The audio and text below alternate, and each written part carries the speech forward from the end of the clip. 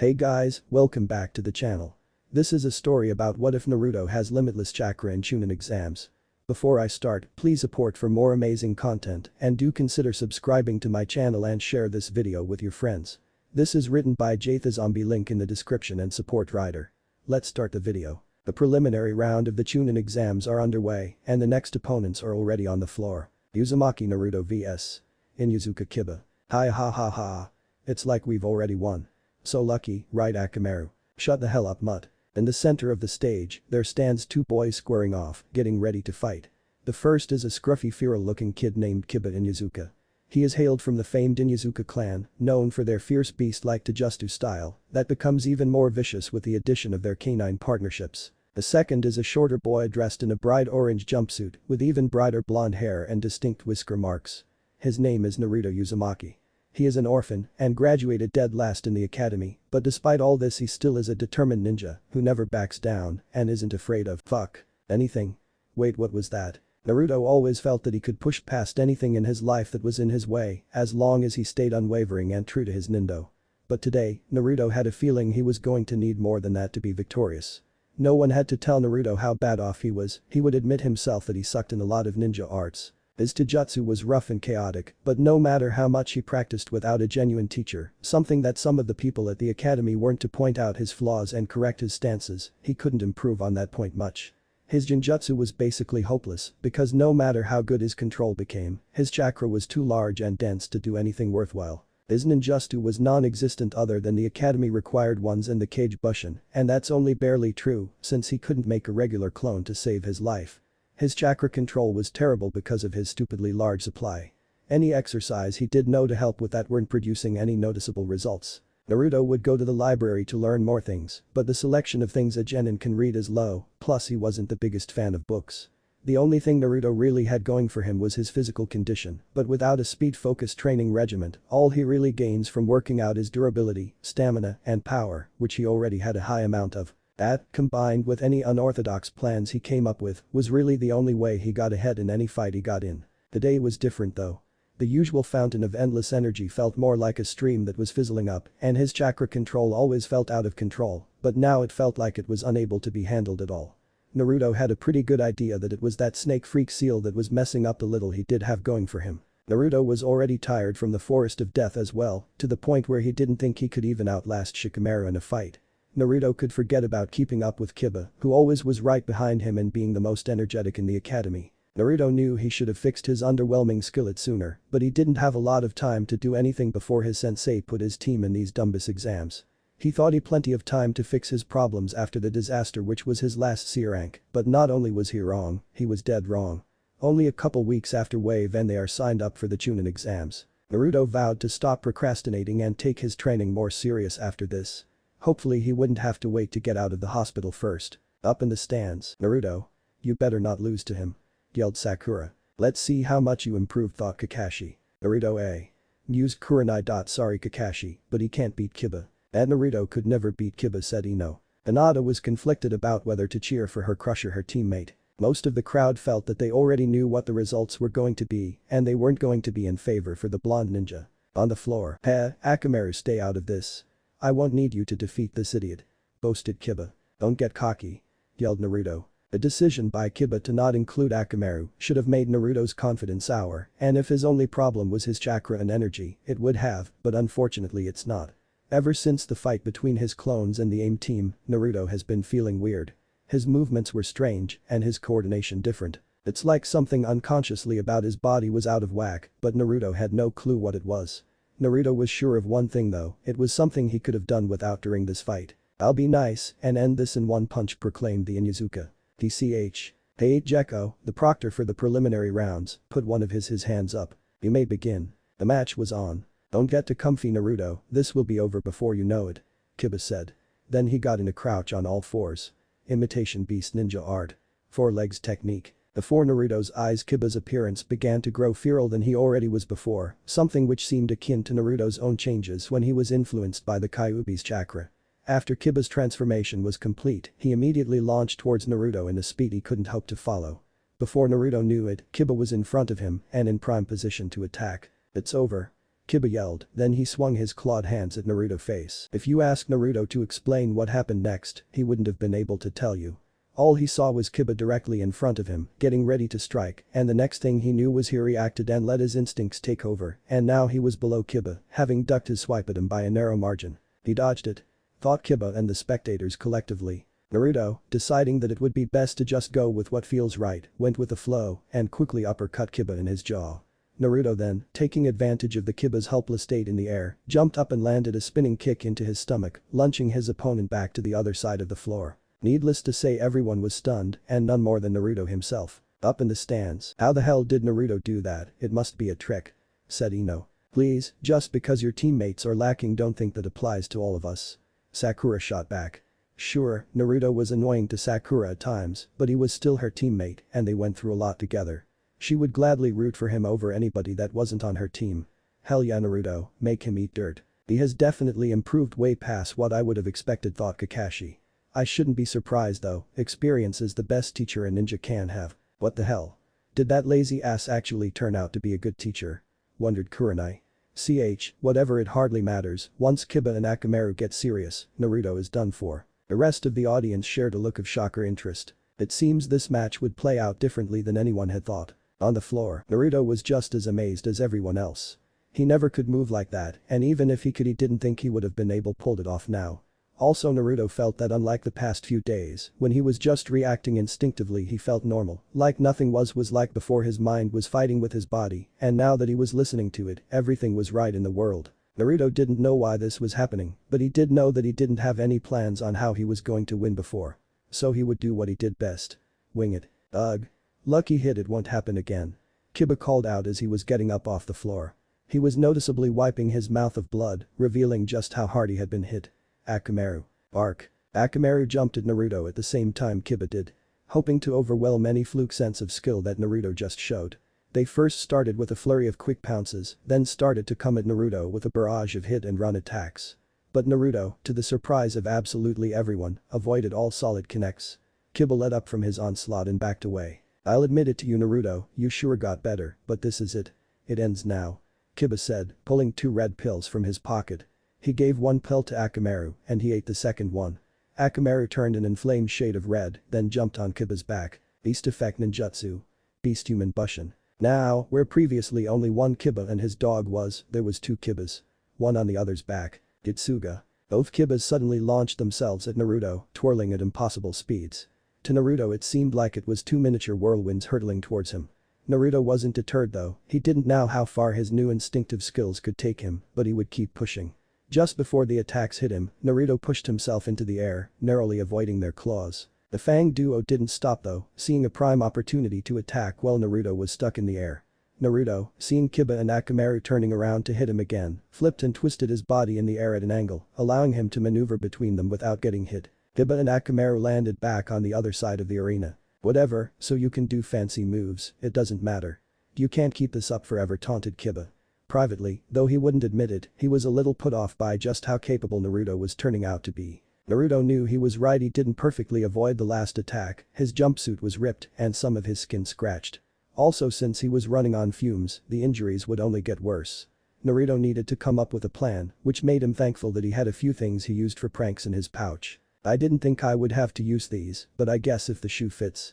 Naruto said, pulling out a stink bomb. And since you have such a sensitive nose, I guess the shoe is pretty snug right about now. Naruto reared his arm back, with the key to his victory in the palm of his hand. Eat this, Kiba. Shouted Naruto.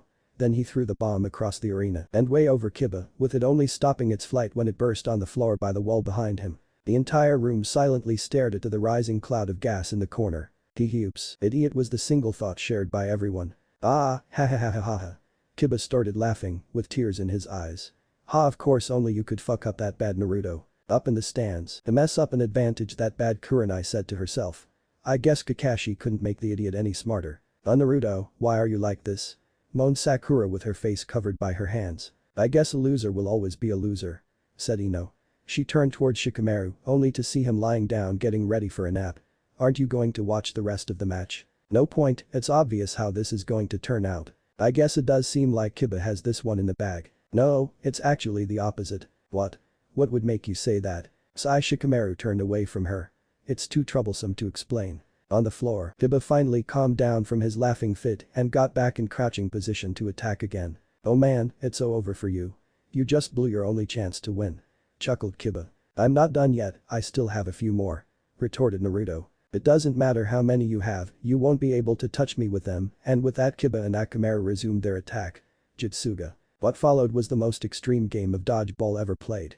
Naruto dodging the canine duo and Kiba and Akamaru dodging the stink bombs, allowing them all to hit the ground well away from where they were. The stink bombs all landed on the outer parts of the arena, leaving Kiba with plenty of room to work with. Naruto eventually ran out of bombs, only having about a dozen of them, bringing their little game to an end. He jumped back a little to give himself some breathing room. He was visibly taking harder and longer breaths. "If I can't affect your smell, then I will try your sight," said Naruto. He then pulled out his only smoke bomb and threw it on the ground, covering the entire middle of the floor with smoke. Up in the stands, "This was the guy that I was afraid would beat Kiba, what a joke," thought Kurama. Don't tell me he forgot about Kiba's strong sense of smell. He was just trying to capitalize on it a second ago. On the floor, "Idiot, did you forget my senses are better than the average nin? There is no way you can hide from me in this smoke. I will just sniff you out," said Kiba. He then started sniffing the air to pinpoint Naruto's location. Too easy. Jutsuga. Kiba launched in the smoke with Akamaru in the direction of Naruto and got a direct hit.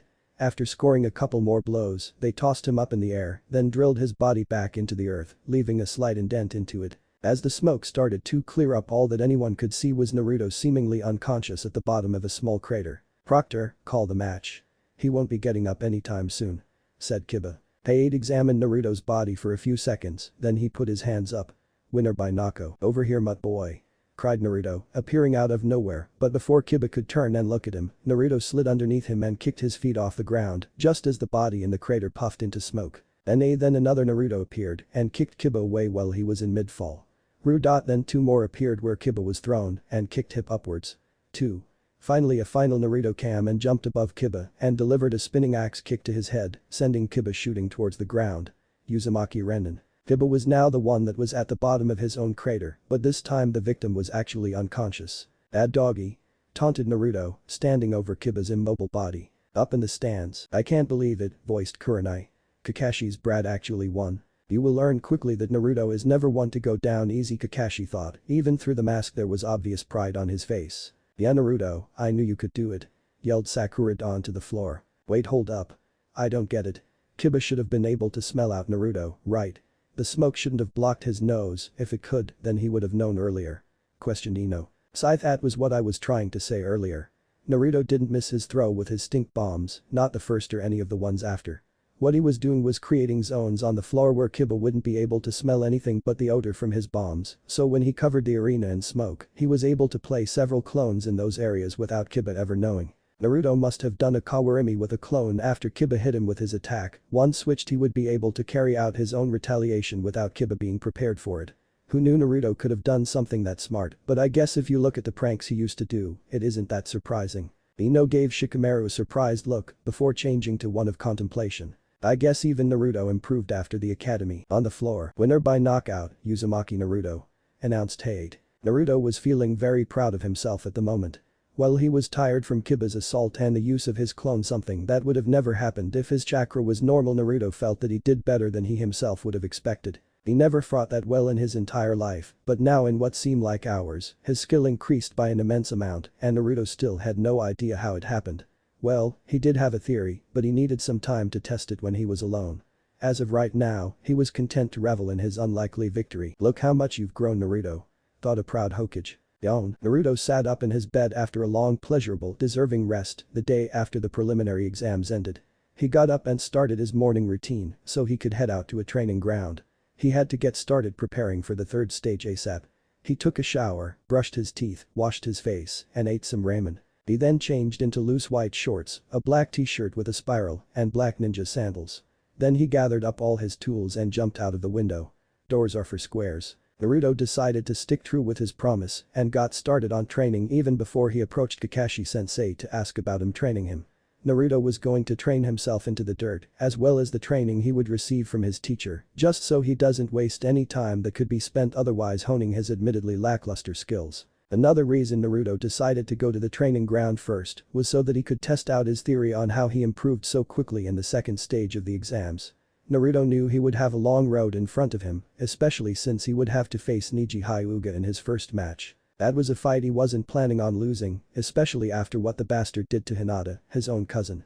Naruto would be the first to tell you he was lucky in the prelims.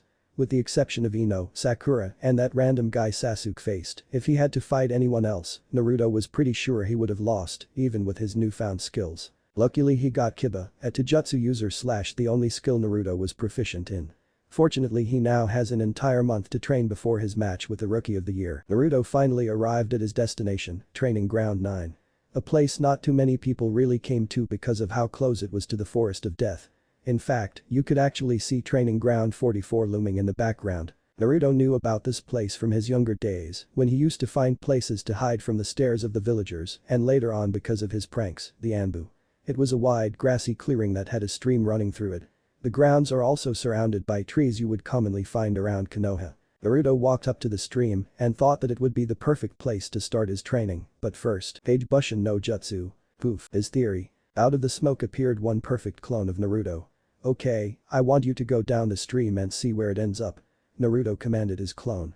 Geez, there was no need to tell me, idiot, responded the clone, and with that it ran off. God damn it, why am I so annoying as a clone? After a couple minutes of standing there, Naruto suddenly jumped up. Stupid ass clone. How the hell did you not an entire waterfall before you fell off the cliff? You should have at least heard it. Yelled Naruto. It was only after a few seconds of fuming did he realize what had just happened. Yes. It worked, and even better than Naruto thought it would. He, at first, just assumed that he would just get a vague feeling or some kind of intuition, but nope, he actually gets the entire experience. Naruto was salivating just thinking of all the ways he could train using this, but had to stop when he remembered he had another problem. Page Bushin no Jutsu. Poof, shit, big problem. He could only make 100 clones before he became swamped. For comparison, when he first learned the jutsu, he could easily make 1,000 clones without being close to tired. Sadly, there was nothing he could do about his dilemma at the moment, so there was no sense of crying about it now. He could just get started, then go and ask his sensei later if he knew how to remove this dumb seal. At the moment though, he only had to figure out what he could work on right there. Naruto didn't think he could work on his control until he had the seal removed, so that was out. He didn't even know where to start when it came to jutsu, so that's out as well. It seems he would just have to improve on what he knows and hopefully try to incorporate other things later. Okay, I want 60 clones to break off and go over there. Once there I want 40 of you to pair off and fight with each other, then I want the rest of the 20 clones to pick a fight to watch. That should give us different perspectives on the way we fight. I want the last 40 clones I didn't mention to work on their shuriken and kunai proficiency. Alright. After the clones left to do whatever they were doing, Naruto decided to work on his physical body by running and doing some exercises. Nothing too hard though, he didn't know what awesome plans his sensei had for him. After the hour was up, Naruto figured he did enough for the day and left his clones to do whatever they were doing while he searched for Kakashi-sensei. On his way back to the village, he realized that he probably would be too busy training to do anything else in the next month. So Naruto decided to get some things he was planning to get done out of the way first. Naruto's first stop was the village's local flower shop. Welcome to Yamano, it's just you. Also known as Yamanaka Flowers, where Ino is known to work at from time to time. And what's that supposed to mean? Naruto deadpanned. Oh nothing, waved off Ino. I think you made a wrong turn, Naruto, Ichiraku's is a couple streets over. I actually meant to come here, said Naruto. Though if I'd known you were here I probably would have came later. Well, if I had known you were coming around, then I probably wouldn't have been. Ino responded lightly. What are you here for anyway, Naruto? I didn't take you for a guy who likes flowers. I also doubt you can even take care of any. Eh? I have several plants at home that I take care of. Plus they're all healthy. Really? I'm surprised. Even if I'm sure you dug them all up from the ground somewhere. What difference does that make? Naruto responded, pointing his finger at Ino. The difference, you idiot, is that flowers need a lot more attention than whatever you're giving your dirt and weeds at home. She chided Naruto. I don't want to sell you something that's just going to die in the morning because you don't know how to take care of it. Dirt and weeds. Growled Naruto in his head. If he had time he probably would have responded to Ino's statement in a way that would have guaranteed that he would get kicked out of the store. Instead, he calmed down and responded to her nicely. They actually aren't for me, I'm visiting Hinata and we're going to give it to her. Hinata? Oh how cute. Ino fake gushed. It only took her getting put in the hospital for you to get the message. She then put on a questioning look. Maybe it would have been good if Sasuke was there for my. Am I supposed to be following along with what you're talking out? Naruto said, cutting Ino off. Because you lost me at message. Did Hinata send me some mail or something? Nothing, forget it. I guess it was too much to expect that everything about you improved since we were in the academy. Ino said, seeing Naruto's confusion. Speaking of, good job on finally shutting that mutt's mouth. He was always a little bit more annoying than you, not by that much, but still. Thanks, I really appreciate it. Naruto droned. Can I have my flowers now? Of course, silly me, Ino said with a very convincing smile. What were you looking for? I'm not really sure. Naruto said. Rubbing the back of his head. I only heard that you're supposed to bring flowers, I never actually visited anyone in the hospital before. No problems, it was my fault for thinking you would know anyway. I have the perfect kind of flowers for you to get. How does this place get any customers while you're here? Obviously amazing looks and sparkling personality. Ino answered while striking a pose with her hands on her hips. Naruto just stared at her unblinkingly. You know, for a person who works at a flower shop, you have remarkably not worked to get me any flowers since I've been here. Whatever, Ino then went to a shelf and grabbed a pot of purple flowers. These are lavender roses, I'm sure Hinata would love these. Finally, Naruto breathed out. How much? Oh no, these are free of charge. Ino said. Maybe I would make you pay if they were for you, but I'm fine with letting you have these if it's for someone I like. Naruto respectfully ignored the last part for the fact that he was getting the flowers for free. He went up to the checkout stand to get the flowers. He also received a customary piece of paper that tells you how to care for them. Before he left, Ino went over to a group of blue flowers and plucked one without its stem. Then she came back over to where Naruto was. Here's another one that's on the house, Ino then stuck the blue flower on the top of Naruto's head. Oh, it compliments you so well. I think you should keep this look.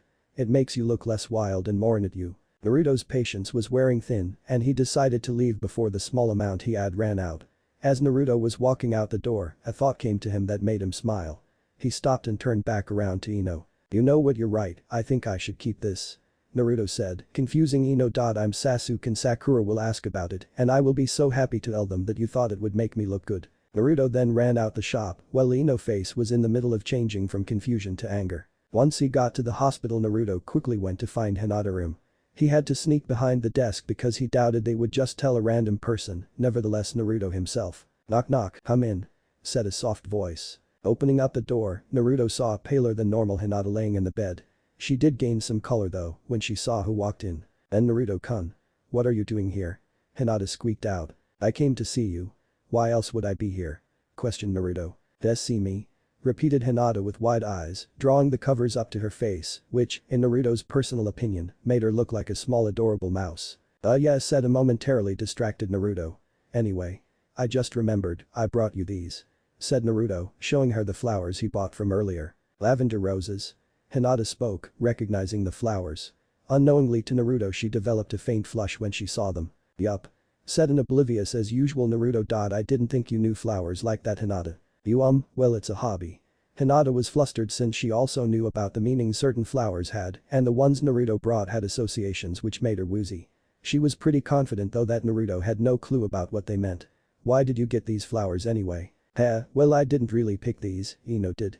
She said you would love them. Naruto looked at the flowers, then back up at Hinata. I can kind of see how they fit. Purple kinda matches you. Ino, of course, Hinata thought in her mind. She wasn't surprised the Amanaka would do something like this. She still liked the flowers though and appreciated who they came from even more. Thanks, I love them. She told Naruto with a soft smile. Don't sweat it. Naruto said, grinning. Oh, and don't worry, I'll make sure I beat that bastard Neji into the ground for you. Naruto. Hinata was conflicted. She didn't want to see either Naruto or Neji hurt. Even despite how her cousin treats her, she knew about what he went through and the pain he feels. Unfortunately, she didn't think she could say anything to neither boys to get them to go easier on the other. She smiled at Naruto. Good luck. Thanks, Naruto said with a wide self-assured smile. Then he pointed his thumb at himself and gave a more fierce grin. But I don't need any luck. If she had to choose though, then Hinata hoped Naruto won. The pumped-up Naruto was walking through the hallways of the hospital when he saw the exact person he was going to look for in the main lobby. How lucky. Kakashi-sensei. I have a favor to save it, Naruto. I already know what you are going to ask and the answer is no. Interrupted Kakashi. How unlucky. Why not? Because I already planned to train Sasuke. Explained Kakashi. But don't worry, I found you a teacher. He said, pointing to the other side of the room. Naruto turned around in the direction he was pointing and saw Closet Perv looking at him with the same disgust in his eyes as always. Naruto-san, I have accepted to be your teacher for the month and I will beat out all that foolishness out of you that you call skill. Ibisu said with a touch of unkindness. Come on Kakashi-sensei, can't you find anyone else to teach me other than this pervert, besides I beat him once already? Complained Naruto. Pervert? Kakashi said in a question tone. But before Naruto could answer, Ibisu clamped his hands over Naruto's mouth and started pulling him away. Nothing. He is delusional. You will have your student back, properly taught, by the end of the month. And with that he pulled Naruto away. Why did you bring me to the hot springs, what can we learn in here? Asked Naruto. The basics. It is clear you need a clear review on everything that you were already supposed to know. Said Ibisu. Yeah, whatever. Mumbled Naruto. Naruto had a bad feeling that he would be getting most of his training done on his own time. Now first, take off your clothes. What? I knew you were a creep, but not in this type of way. Accused Naruto, pointing his finger at his sensei. No. Not like that. In the exercise that you are about to do you will be around water and unless you want your clothes to get wet, you should take them off, said Ibisu, trying to justify himself. Fine, I'll do it, but I'm watching you. Naruto then took everything off except for his underwear. Now what? Now, you watch me. Ibisu instructed, walking towards them on top of the water. This is a more advanced version of the tree walking chakra control exercise, an essential tool needed for many missions outside the village. Naruto didn't disagree, the ability to walk on water would have been useful during the mission to the land of waves. He was a little hesitant to try it though. The seal Orochimaru put on him was still making his chakra weird, but maybe he might be able to at least pull this off. Later, splash, Naruto jumped out of the scorching hot water for what seemed like the 100th time today. Shit. Cursed Naruto, landing back on solid ground. Listen to me, you four-eyed creep. I am trying to tell you I can't do this exercise with the way I am right now. Exactly. That is why I am making you do this repeatedly. The way you are right now is pitiful, I will be sure to correct that. At least let me do it over regular water. Why the hell do I have to do it here? Inspiration. Said Ibisu simply. Grrr. Growled out Naruto, ready to kill the black-clad man. Giggle. Both teacher and student stopped at the sudden noise. Giggle. They turned toward the source of the perverse sounds and found a tall man with long spiky white hair and red lines running down his face, peeking on the women's section of the bathhouse. He was dressed in a dark green kimono with matching pants, a red haori, and wooden sandals. The man also had a horn forehead protector with a kanji oil on it. Ibisu bristled that anyone would have the audacity to do something like that in his village and marched up to the man. Excuse me, sir, Ibisu said, grabbing his shoulder. What do I? Out of nowhere a frog came and wrapped its tongue around Ibisu and slammed him into the ground, knocking him out cold. Naruto looked upon the scene with his mouth open for a few moments before he recovered. Hey. You damn pervert. Called Naruto, from a safe distance of course. Hey. What do you want, idiot? The mysterious man finally answered. You just knocked out my sensei, and I was supposed to be getting training from him, what are you going to do about this? Huh. Exactly what I am doing now, kid. Naruto started to growl. Today just wasn't his day. Can you at least point me in the direction of someone who knows about seals? Questioned Naruto. I asked this useless piece of lump and he told me the only one who he knows isn't in the village. A lot of help that was. He grumbled. It just so happens that I might know a thing or two about them myself. Why? The man asks. Because some damn freaky pedophile put some seal on me that's messing up my chakra. It seems this was enough to get the man to stop peeking and catch his interest. Let me see it. He said. It didn't sound much like a request. Naruto warily lifted up his shirt to show him where it was. The white-haired man stared at it for a moment before holding out his hands and making his fingertips glow. 5-pronged seal release. He said, thrusting his hand into Naruto's stomach. Ah! Cried out Naruto. He fell on all fours while trying to catch his breath. What the hell was that for? You'll see. Try to do that exercise you were attempting earlier. Grumbling, Naruto reluctantly complied and went to the springs. Gathering chakra to his feet he hesitantly stepped onto the water. That's when Naruto noticed he no longer felt the restriction he felt on his chakra before. He took another step, then another and another until he was full out running and jumping on the water. Yes. Hell yeah, I'm back to normal. Celebrated Naruto while hopping all over the place. He actually did it, he could actually take off that snake guy's Fuinjutsu. Who the hell is this guy? The older man examined Naruto for a couple seconds before he spoke again. I've been thinking, since I accidentally knocked out your sensei, how about I teach you for the rest of the month? Accidentally my ass. Naruto said to himself. Naruto thought to himself that this might be a good change in events because not only did this guy reverse a Sannin seal, but he also has a summoning contract which is usually only held by prominent shinobi. Okay, I accept your training, but first you have to tell me who you are. No way am I accepting to do anything with some unknown pervert. Hahaha. Who am I, you ask? The man suddenly jumped on top of the previously forgotten toad and started to do a kabuki dance. I am the sage of Mount Myaboku. The prophet of toads. Sensei of the legendary Yellow Flash. Super pimp of fire.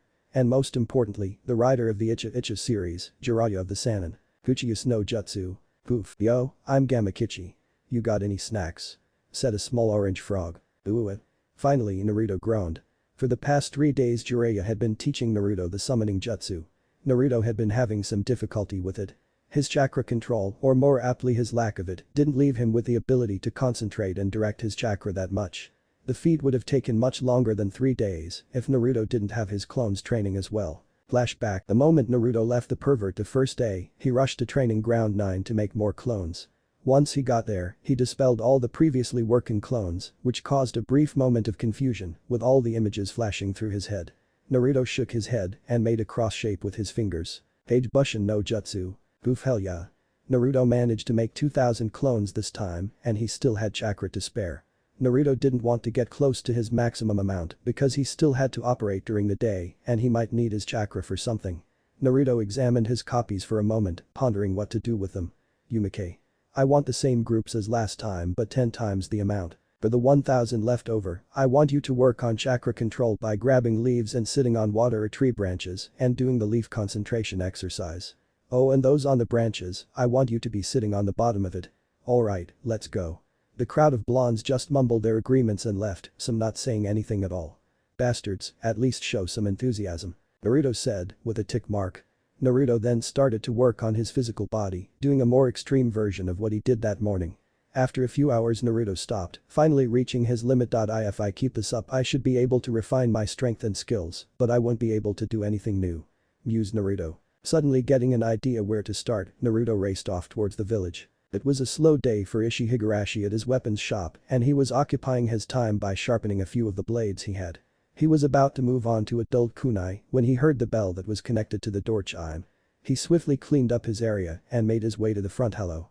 Welcome to Higurashi's Tools, how can I help you? He said, looking down at short blonde-haired kid about his daughter's age. Naruto didn't know what to think when he saw the huge man coming towards him, lumbering out the back, but he just hoped he didn't dislike him like in some of the other stores. Naruto never attempted to try to come inside this shop before because usually when owners kick him out, they do it by throwing whatever is near them at him. That didn't sound like the best situation to end up in at a store full of deadly ninja weapons. Naruto only risked it today because he was just a shadow clone and the original was nowhere near there. Thankfully, the man who came and greeted him showed no ill will on his face, causing the clone to breathe a big sigh of relief. Hello, sir. He was actually looking to restock all my supplies and asked to see if you carried any small weights that could be put on your ankles and arms. Naruto responded. Well, first let's get your first order, then we can deal with whatever you are asking for later. Said Ishii. Ishii then proceeded with getting everything Naruto asked for to replace his regular tools. Shuriken, kunai, sealing scrolls, ninja wire, etc. After everything was packed up and ready to be rung up, did they decide to continue their conversation. Before that though, clone Naruto wanted to ask about something he saw. Excuse me sir, what are those blank pieces of paper that you have in the display case there? Asked the clone. Those? Oh, they're just chakra papers and although they look normal, they cost a lot more than you would expect. And Naruto had to agree with him, it was too much for him to just get on a whim, he had to ask the boss about it before anything else. Okay, thanks. I wanted to ask earlier if you had any weights that could be put on a band or something. Questioned the clone. Yeah sure, we have plenty of those and they already come with bands of different colors. Tell me what weight you're looking for and I'll bring them. Said Ishii. I think I'll start with 2 50-pound weights in black bands and 2 100-pound weight bands that are also in black. Ordered Naruto. Sure thing kid. Ishii went around the shop and started gathering the weights needed. Once he had them, he brought them to the front to be paid for. Anything else? Nah, almost declined Naruto before he suddenly got a dazed look in his eyes. Naruto was in that state for only a second before he snapped back to reality. Actually, I would like to see the chakra papers. A little earlier, way across town, the original Naruto was running towards the library. The library was split into 3 parts and each one had different requirements to get into. The first part was the civilian section and it was open to all citizens of the Leaf.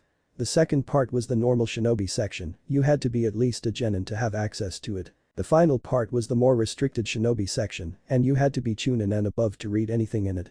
Naruto knew most of what he would be looking for would be in the last section, but that wasn't a problem for him. The whole library is watched by 3 Chunin, who sit at a desk in the middle of the front area. For Naruto, who has painted the Hokage monument in broad daylight and sneaked into the Hokage's office, this was basically nothing. Naruto was scanning all the shelves for anything of interest, and whatever caught his eyes he threw on a table. He already amassed some books on elemental affinity, DA rank jutsus, chakra control exercises, and basic sealing. He had an interest in sealing because of obvious impact they have had on his life. Once he had all the books he wanted, he took a bunch of empty scrolls out his pocket and started the next step. Page Bushin no Jutsu. Oof. Naruto made 1 clone for each thing he picked up. Alright, I want each of you to pick something and copy it into a scroll. When you're done, take it to our house and dispel yourself. How about you, shut the hell up and do it yourself. Poof. Naruto threw a scroll at the rude clone's face. Anyone else good? Naruto quickly made another clone to replace the last one and left the library. Flashback. Since then Naruto incorporated everything he learnt into his training. This allowed him to discover his strong affinity for wind and slight affinity for fire. Naruto also started learning some more jutsus and noticed how much easier it was to execute the ones that he had an affinity for. Naruto already made some headway on the leaf cutting exercise, but he had hit a plateau and needed some help with that. Strangely enough, the exercises for fire affinity were easier than the ones for wind. Naruto also started wearing the weighted bands once he got them and also added more running to his set of physical workouts to do in the morning. All this and what he was doing before is what Naruto's clones have been working on every day while Naruto was training with Jiraiya. The first thing Jiraiya did was let Naruto sign the toad summoning contract. After Naruto did that, he was told to try to summon any size toad he could. Unsurprisingly for Jiraiya, Naruto could only summon tadpoles and quickly worked himself into exhaustion trying to do more. When that happened, most of the times Naruto would be taught tactics and strategies well whenever Jiraiya wasn't out doing research. Jiraiya knew that summoning would take a lot out of Naruto, so he didn't want to start any more training until he was finished with that. Shockingly enough to him though, Naruto was able to summon a toad in 3 days because of his liberal use of shadow clones, something which Jiraiya never ran into before. Alright kid, you did a good job, but at the rate you are going now, you are never going to summon the boss, said the toad sage. Jiraiya was bluffing, he fully believed that by the end of the month, Naruto would have a good shot at being able to finally get it, but he wanted to move on to other stuff. So we are going to try something different. What do you mean pervy sage? Wondered Naruto. Listen up, have you ever felt that you had 2 kinds of chakra in you? Naruto knew exactly what Jiraiya was talking about. The red chakra that seems to comes out of nowhere. He remembers using it during his fight with Haku, as well as when he faced the snake freak. It made him way stronger, so strong he could stop a giant, felt weird, more thicker, and more powerful than his regular chakra, also more wild. Naruto already had a good idea what it was. You mean the Kyuubi's chakra? Jiraiya looked shocked for a moment before answering. Yeah, that's exactly what it is, I guess you are smarter than you look. An indignant Naruto was about to complain, but the Sannin kept talking. I know that you have used the power before, but calling upon it consciously is different. If you are able to learn how to do that, you will always have something up your sleeves for when things go left. Yeah, I guess I see Ak. Naruto didn't get to finish because Jiraiya suddenly punched him in his gut hard, rendering him unconscious. If he can only bring up the Kyuubi's chakra when under distress or when in extreme danger, the only way for him to learn how to do it actively is for him to remember how it feels. Concluded Jiraiya. Forgive me Minato for what I am about to do. He then picked up Naruto and started walking away. A while later Naruto woke up on the floor, rubbing his groggy eyes. Ooh, what just happened? Groaned Naruto, not noticing the white-haired man standing in front of him. We end your training today, if you don't complete it you die, Jiraiya said. He then pushed Naruto's forehead with one finger, sending him backwards, down a slope that was covered by plants. What? Naruto was rolling through the bushes now, getting many scratches along the way. The slope finally ended, sending Naruto sliding out of the shrubbery. Unfortunately the ground ended there too, so he fell out of the bushes and into a giant deep chasm. Ai. Naruto was disoriented before, so he didn't really process what was happening, but after he started falling he was wide awake. Aware enough to know what was happening and also who caused it, if his curses towards a certain pervert are any indication. Naruto was about to try catching himself on the walls using his chakra, but then he saw how spiky and wet they were and figured that would be a terrible idea. He would have tried to summon a toad or even some clones, but he was all juiced out from training. That fucking bastard. If I survive this I am going to kill that pervert. Damn.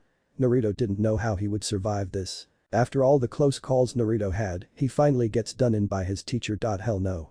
I don't care if I am out of energy, I'm not going to die here. Proclaimed Naruto. He then bit his finger and did the seals for the summoning jutsu.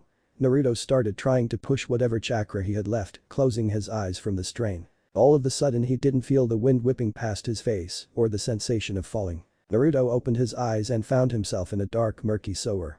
When he looked around, he realized it was more of a flooded building or industrial factory than a sewer.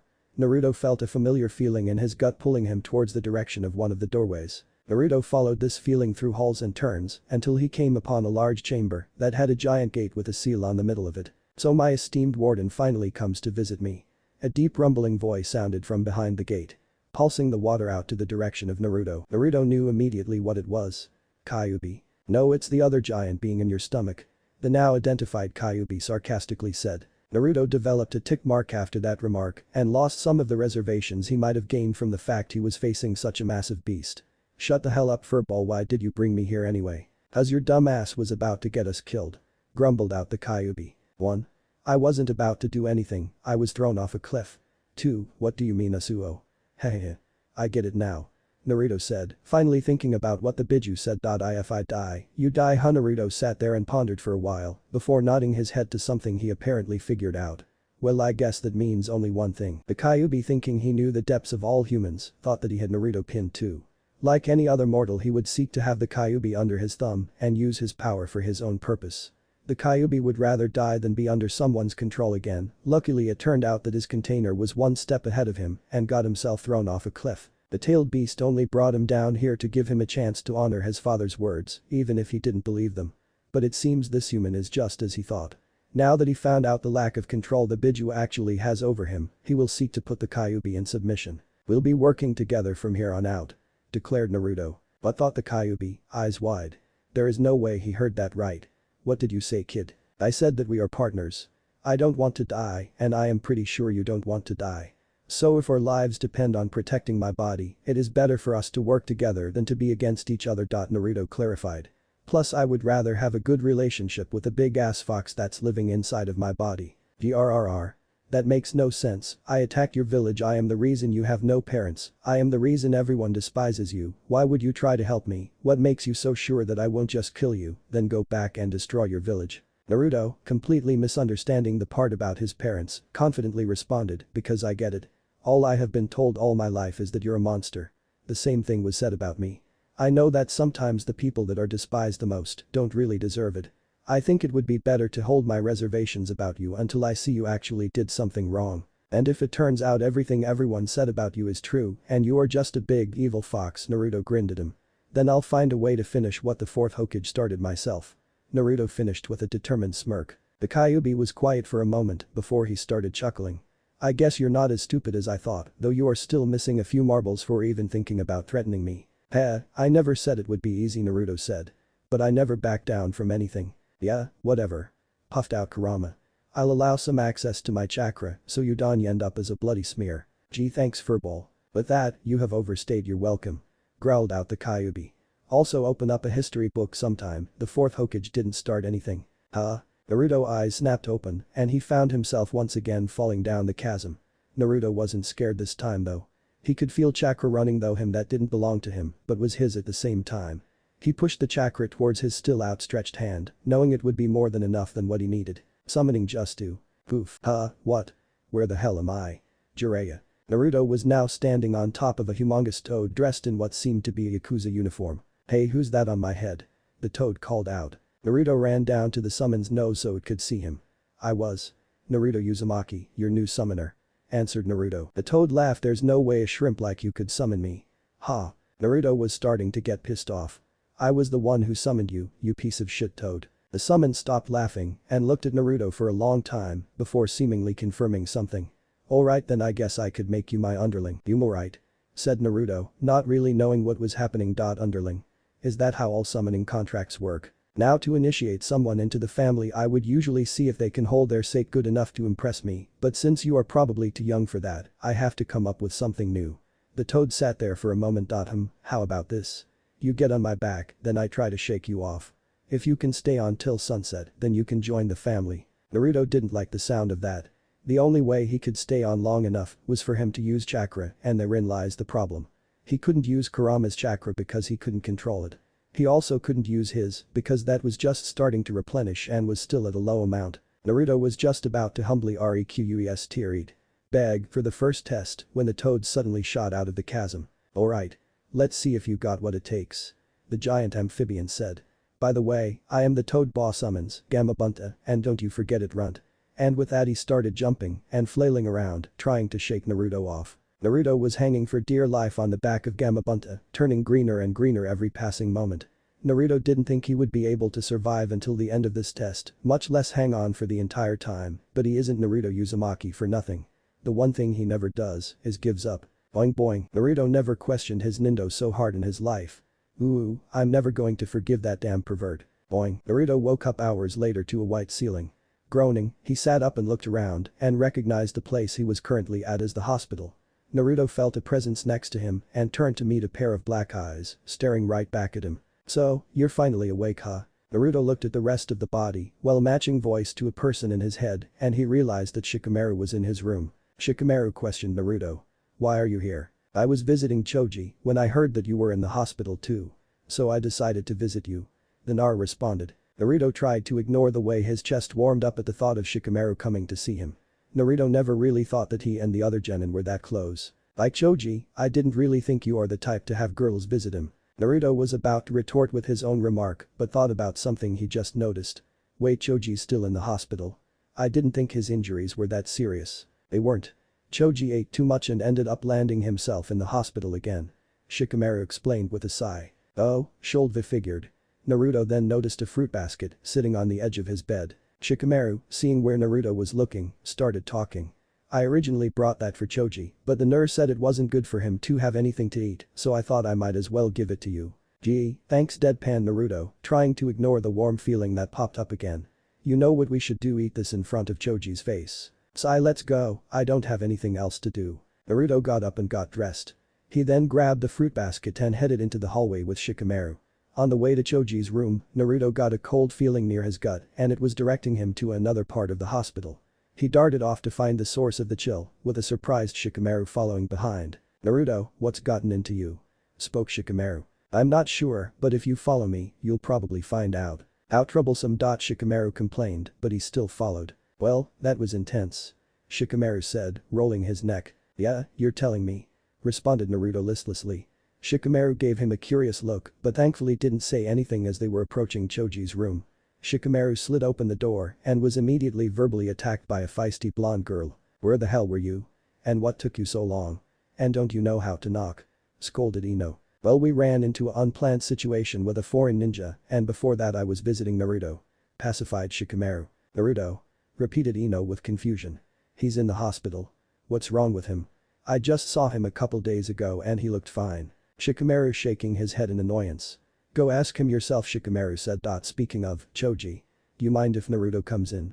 Shikamaru asked Choji, who was munching on some chips Ino gave him on his bed. Munch, that's cool, munch, I don't mind, Choji affirmed. Alright Naruto, he said, you can come in, called Shikamaru. Naruto opened the door and walked in while cleaning his ear with a finger. Damn Ino, I'm sure the whole building could hear you screaming. Naruto then turned to Shikamaru. I feel sorry for you, at least with Sasuke on our team, Sakura pretends that she is nice. No luck for you with Ino. Ino cracked her knuckles with her fist in her palm and smiled sweetly at Naruto. What's that supposed to mean, huh? Naruto wisely took a step back. Oh nothing. He said with his hands up in a placating motion. Are you sure? You look like you still would like a few more days at the hospital. No, I'm perfectly fine. Hey Choji. Hope you feel better. See you guys later. Bye. Naruto made a quick escape, not wanting to risk the wrath of the blonde girl. Man, he thought. There have been too many violent people in my life recently, I'm seriously considering a change in careers. Now that Naruto was away from the others, he started to think back to the meeting he had with Gaara. A person who was just like him but also completely different. He shuddered at the thought. Not because he was scared but because of the thought that this was how he could have ended up.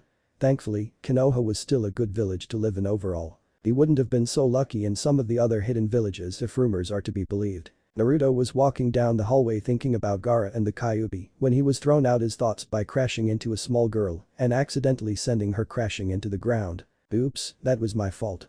I'm very sorry. Are you okay? Asked Naruto, stretching out his hand to help the girl up. The girl ignored the hand and got up off the ground by herself. Thanks, but no thanks. I can help myself. She said evenly. Now that the girl was off of the ground, Naruto had a good look at what she looked like. She was a very small petite girl, with long black hair. She had a very familiar face and big white pupil-less eyes which signified the Hyuga clan. Naruto stared at her for a moment, which quickly agitated her. "Why are you staring at me?" she demanded. "It's just that you are so adorable," gushed Naruto. "You're like a plushy version of a real ninja." Naruto decided to have a little fun with her. Not only did she reject his offer for help, but he never did like uptight people. The Hyuga girl turned a little red from anger and closed her eyes in an attempt to control her temper. "Don't call me adorable or plushy. And I am a real ninja," she growled out. This just made Naruto gush harder. "Did you just growl? Hahaha, look at you playing shinobi. Where's your parents at, little girl? Are you lost?" The girl could feel her grasp on her emotions slipping. She clenched her fist at her side to rein back her oncoming explosion. "Do you know who you're talking to?" she said with slightly puffed cheeks. "You would apologize if you knew what was good for you. I just want to help find your parents." "Do they know where you are?" teased Naruto. "Here, take my hands, I'll walk you home." "Stop treating me like a child, treat me with respect," she demanded, stomping a foot on the ground. She was losing her composure and wouldn't last much longer. "I don't even know who you are, little girl. Don't call me that. I am not little," the Hyuga proclaimed. Her voice was steadily raising higher and higher. "Yes you are. But don't worry, all kids are small when they're 7. Naruto said, trying to reassure her. "I'm 15. That surprised Naruto. True, he purposefully overshot her age, but he didn't think she was that old. "Wow. Okay then, never mind, you're not a little girl then," Naruto agreed. "You're a midget." "Shut up. Shut up. Shut up," she yelled out and launched herself at Naruto. A flurry of jabs later, Naruto was now lying on the floor twitching. "HMPH. Know your place next time," the girl said, walking away. Man, that girl has an anger problem," Naruto groaned out. "Hello. Is there any nurses around? I would like to extend my stay." Hinata Hyuga was having a good day. The doctors just told her she was getting better without any complications, plus her older sister visited her. The only thing that could make this day better would be if knock knock, come in, she called out. The door slid open and Hinata's heart skipped a beat when she saw who it was. Then Naruto-kun. "Hey Hinata. How are you feeling?" Naruto asked, sitting down on a chair by the bed. "Much better. The doctors even said I should get out before the end of the month," Hinata said, trying to calm her racing heart. "That's awesome. Then the next time we meet it can be somewhere other than a hospital," Naruto said distastefully. "Next time?" Hinata repeated. She wasn't sure what reason Naruto would have to talk with her after she got released. "Yeah. I hate hospitals, almost anywhere else is better. Ichiraku's is definitely a better place to hang out at," Naruto said offhandedly. Is Ichiraku's really that good?" questioned Hinata tentatively. "I never actually had it, but you make it seem like it's really good." Hinata had ramen before, and while it was good, she has had a lot better. Naruto started gaping at her with his mouth open after she finished her question. He started turning pale and shakily pointed his finger at her. "YUN never had Ichiraku's ramen before."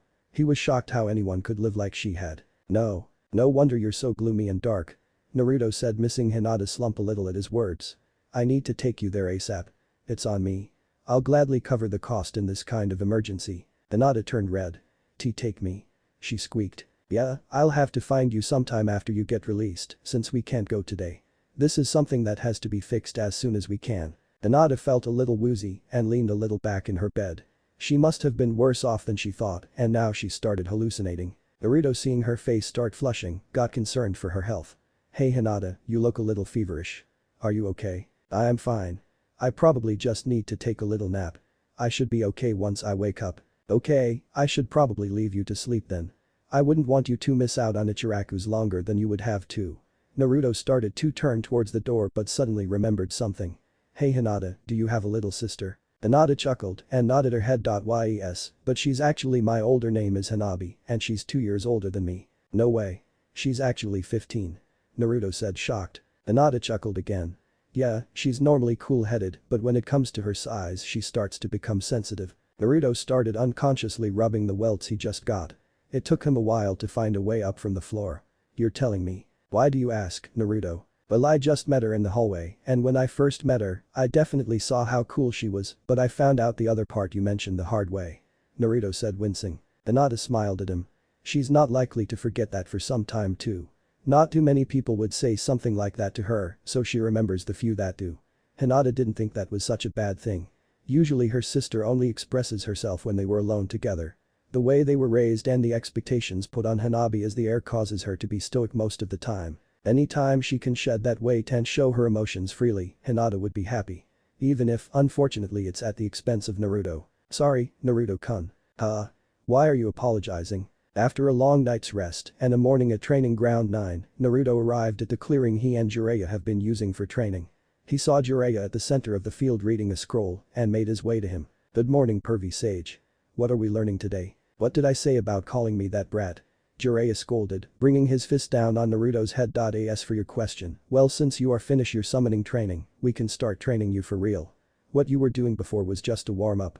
I have made up a whole schedule of what you will do for your training. I noticed that you took some interest in seals, so I decided to make it one of the things you will learn about. I tell you, you couldn't have picked a better teacher in seals than me, kid. Anyway, the schedule is like this. First is evasive techniques. Then some seal work, third is meditating under a waterfall, number 4 is jutsu theory and application, and the very last thing is a spar between you and me, no hold barrels on Naruto's part. When Naruto heard his upcoming daily schedule, he realized that he would be coming home broken after every training session. He was happy he had clones running around doing things for him because he would have little time to do anything without them. Naruto had a little over 3 weeks until he had to fight in the Chunin exams, and he was for damn sure going to take advantage of every second he had. Sounds good, pervy sage. What are you waiting for? Let's start the first lesson. Naruto quickly knew regret. Dodge, said Jiraiya, who punched Naruto in his stomach, sending him flying to the other end of the field. Naruto got up and wiped his mouth. He then ducked under one punch just to get hit by a roundhouse kick, shooting him off again, but this time towards a big rock wall. Naruto smashed into the wall then dropped. His collision caused pieces of the rock to fall off it and bury Naruto in stones, so this is the future Hokage of the Leaf Village. Jiraiya proclaimed. Can't say I'm too impressed. Come on, Naruto, I wasn't even using 30% of my strength in those punches. GGGRRR. Naruto started to throw rocks up off him and broke himself through the top of the stone heap. It doesn't matter what you see now, because I am going to become Hokage and I never go back on my words. Naruto declared, crouching down in preparation to dodge the next blow. I'll just keep on getting hit until I no longer can. Maybe Ichiraku's has some open positions. It has been 3 days since Naruto had started the next part of his training and 1 week since the preliminary rounds had ended. Naruto had been correct in the assumption that he would be dead on his feet after every day of training. When he came home, he would have just enough strength in him to make and dispel a shadow clone. This was so he can relay his experience to any shadow clones he had around. Through the course of the days, Jiraiya was metaphorically and literally cramming information in his head. Naruto never received any rest, especially since his sensei knew how much endurance he had. The moment he was finished one subject, they would move on to the next. If Naruto never understood a spoken explanation, he learned by being demonstrated on. Naruto had to admit that while the lessons hurt, he was learning faster because of it. The only part of the day that didn't have any practical lessons were seals. Jiraiya told Naruto to work on his handwriting before he can even begin making seals, so at this point the class was only theoretical. Jiraiya also taught under the belief of starting from the foundation and working your way up, so Naruto got to revisit and properly learn many things from the academy that he didn't care enough to remember the first time. Besides his training with Hirosenin, Naruto's independent sessions were bearing much fruit. Naruto was already making substantial progress before, but when the training with Jiraiya was added, his progress was multiplied. The clones working with weapons, like shuriken and kunai, continued increasing speed, precision, and accuracy. Naruto discovered from that group that they found a way to apply the shadow clone jutsu to the shuriken and kunai, where they could just make copies of the weapons. They even found a way to do this after the projectile has already been thrown.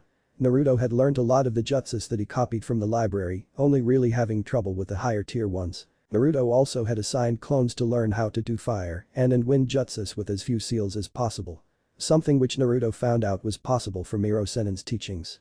Naruto chakra control increased day by day, which allowed him to improve all across the board, but medical ninjutsu and jinjutsu was still improbable for him. After the first day of his new lessons with his sensei, Naruto decided to add a new group of clones that would only work on his calligraphy for seals. As a result, his handwriting was unrecognizable from his academy days. Naruto was even on the final part of his fire affinity training, which he found surprising considering it wasn't even his main element. The only setbacks he had during training, strangely enough, was in his wind affinity training, which he was supposed to have a strong affinity for. He was still on the first exercise and he still didn't have a clue on how to complete it. Naruto had done many things with a leaf, even some things that could be passed off as a tear down the middle, but he was never able to get his chakra to cleanly cut through the leaf. Naruto already made up his mind to find help if he didn't get any results in the next few days. The one lesson Naruto learned best from all this was that shadow clones were truly bullshit. He could get hours and hours of experience in anything he wanted, and because they were clones, he didn't have to worry about harming himself. It turns out that Mizuki was even a better teacher than Iruka. Currently Naruto was trying out a new training routine that he was planning on doing once every week. Naruto was standing in the center of about 100 clones that were standing in a wide circle around him. All the clones were standing in fighting position, ready to launch off their feet in a moment's notice. The original Naruto cracked his neck and rotated his arms before he got in a similar position as his clones. Let's go. One by one each clone started to run towards Naruto and tried to attack him. Naruto would block, parry, counter, or dodge every hit. One clone would come with an overhead flying kick and Naruto would spin his body in a way where it would miss and come around with a kick of his own. Another comes from behind Naruto trying to attempt to attack at a blind spot, but before a hit could land Naruto flips over the clone, putting one hand on the clone's back to help the maneuver. Naruto gripped the clone's shirt in the process of the flip and threw the clone at another one who was preparing to do a jutsu, dispelling both of them. The clone switched up and started attacking in twos, making Naruto have to work harder than before. From an outsider's perspective it was clear that the original was faster than the army of clones by a good amount, despite that Naruto was starting to get glancing blows and cuts. A clone, seeing that Naruto was wearing down, decided to finish it in one blow. The clone quickly made a bird seal. Wind style. Air bullets. 3 balls of pressurized air shot out of the clone's mouth towards his maker. Naruto dispatched the clone he was fighting and tuned towards the incoming projectiles while going through seals. Earth style. Mud wall. A portion of the ground shot up to intercept the bullets of air and when they collided, they exploded into rubble and debris, covering the area with rocks and smoke. Naruto did a simple wind jutsu to clear the smoke and paused at what he saw next. All of the clones which were left, which was about 20-something, were in the air facing Naruto, flashing through the same jutsu. Wind style. Drilling air bullets. They cried in unison. Then a countless number of expelled air balls filled the air and they were all headed for Naruto at a frightening speed. Boom, a large explosion happened in the middle of the field, the resounding noise resonating through the air. The smoke from the combined blast took several moments to clear by itself, all of the clones waiting watching the impact point without lowering their guards. When it was visible enough for them to see, they peered in. Now where once the original stood, there was just a big crater that looked as if multiple bombs were set off to dig it and at the very bottom of the hole, there was one small man-sized hole, partially hidden by dirt and rocks. What the he one of the clones said, but before it could finish it was interrupted by a loud voice. Over here idiots. Said a figure that launched in the air from the forest. The airborne ninja made a tiger seal and inhaled widely. Fire style. Great fireball jutsu. Exhale. A massive orb of roaring flames burst out of Naruto's mouth, flying towards where the clones were gathered. Before they could move the attack hit the clones, erupting into a magnificent explosion of fire. Naruto landed in a crouch on the ground, breathing hard from the exertion of his latest activity. He stood up from the ground, brilliant crimson light bathing him, and started to stretch. You got all that, breathed out Naruto towards the treetops of a few trees. Up in the tree several clones sitting on branches gave Naruto the thumbs up. Naruto had thought of the idea for the exercise he was currently using after trying to run a couple of his laps with the weights off. He ended up tripping countless times and crashed into a couple trees. Naruto was then able to figure out that he did successfully gain more speed, it was just that he wasn't used to moving at them. He knew that this would hinder him if he ever decided to take off his weights in a fight and decided that he needed a way to get used to going fast and he came up with the 1 against 100 exercise. He would summon 100 clones while he had weights on, then he would take the weights off and fight against all of them. He also had a couple clones observing the entire thing from afar. Naruto planned to do this once a week so that he would feel comfortable when he got rid of his bands. But Naruto only completed the first part of the exercise. You ready to go again, boss? One of the clones said. Naruto was going to keep sparring until he couldn't move anymore, he was determined to be prepared for all situations. Hage Bushin no Jutsu. Poof. 100 clones surrounded Naruto once again. Sai, let's do this, then Naruto charged. Later that day, Naruto was lying in a heap after one of his and Hirosenin sparring matches, like always. Unlike always, Jiraiya didn't immediately go off searching for the nearest bathhouse and stayed behind to talk to Naruto for a few moments. Hey Naruto, Jiraiya said to the pile of meat that was once Naruto. I realized today during our sealing lesson that I have never seen you write before, so I don't really have a clue how long it would take until you were ready to do Fuinjutsu. Ooh, groaned Naruto. Jiraiya ignored Naruto and kept on talking. So in light of that fact, I decided to finally see now before it slips my mind and I never remember. Moans of pain was the only thing the Toad Sage received in response. Well, here's some paper, said Jiraiya, pulling out paper from his pouch, still ignoring Naruto's condition. And here's something to write with. He also pulled out an inked brush and held both items in front of Naruto's limp body. Naruto didn't do anything for a few moments, but then he took the two objects and started to do something on the paper. After he was done, he threw them both on the ground. Jiraiya walked over to the sheet and picked it up. He looked at what was on the paper with scrutiny. Well, you need to work on your artwork, your strokes and brushes are near flawless. Complimented Jiraiya. On the paper was a drawing of a deformed Jiraiya with horns sticking from his actual head instead of his forehead protector. Underneath the drawing were the kanji for Akuma. Anyone who saw the picture would have to admit that while the drawing was crude, it was still elegantly done. It's practically unheard of for someone to have this good of handwriting starting off. Huh. You really are full of surprises. Jiraiya said, chuckling. Tomorrow come with some sealing supplies, you are going to need them for your Fuinjutsu lesson. With that, Jiraiya stalked away, presumably out to find some more research. Naruto was still in the same position he was in 10 minutes ago, a bloody lump. Ooh. The next morning Naruto was walking into Higarashi's weapon shop. On his way to the training ground he trained with Jiraiya at. Ring. Hello Mr. Higurashi. Naruto called out. He noticed that the store was empty. I'll be out in just a minute. Shouted the owner in response from the back. True to his word, only a moment later did Ishi emerge from the back door.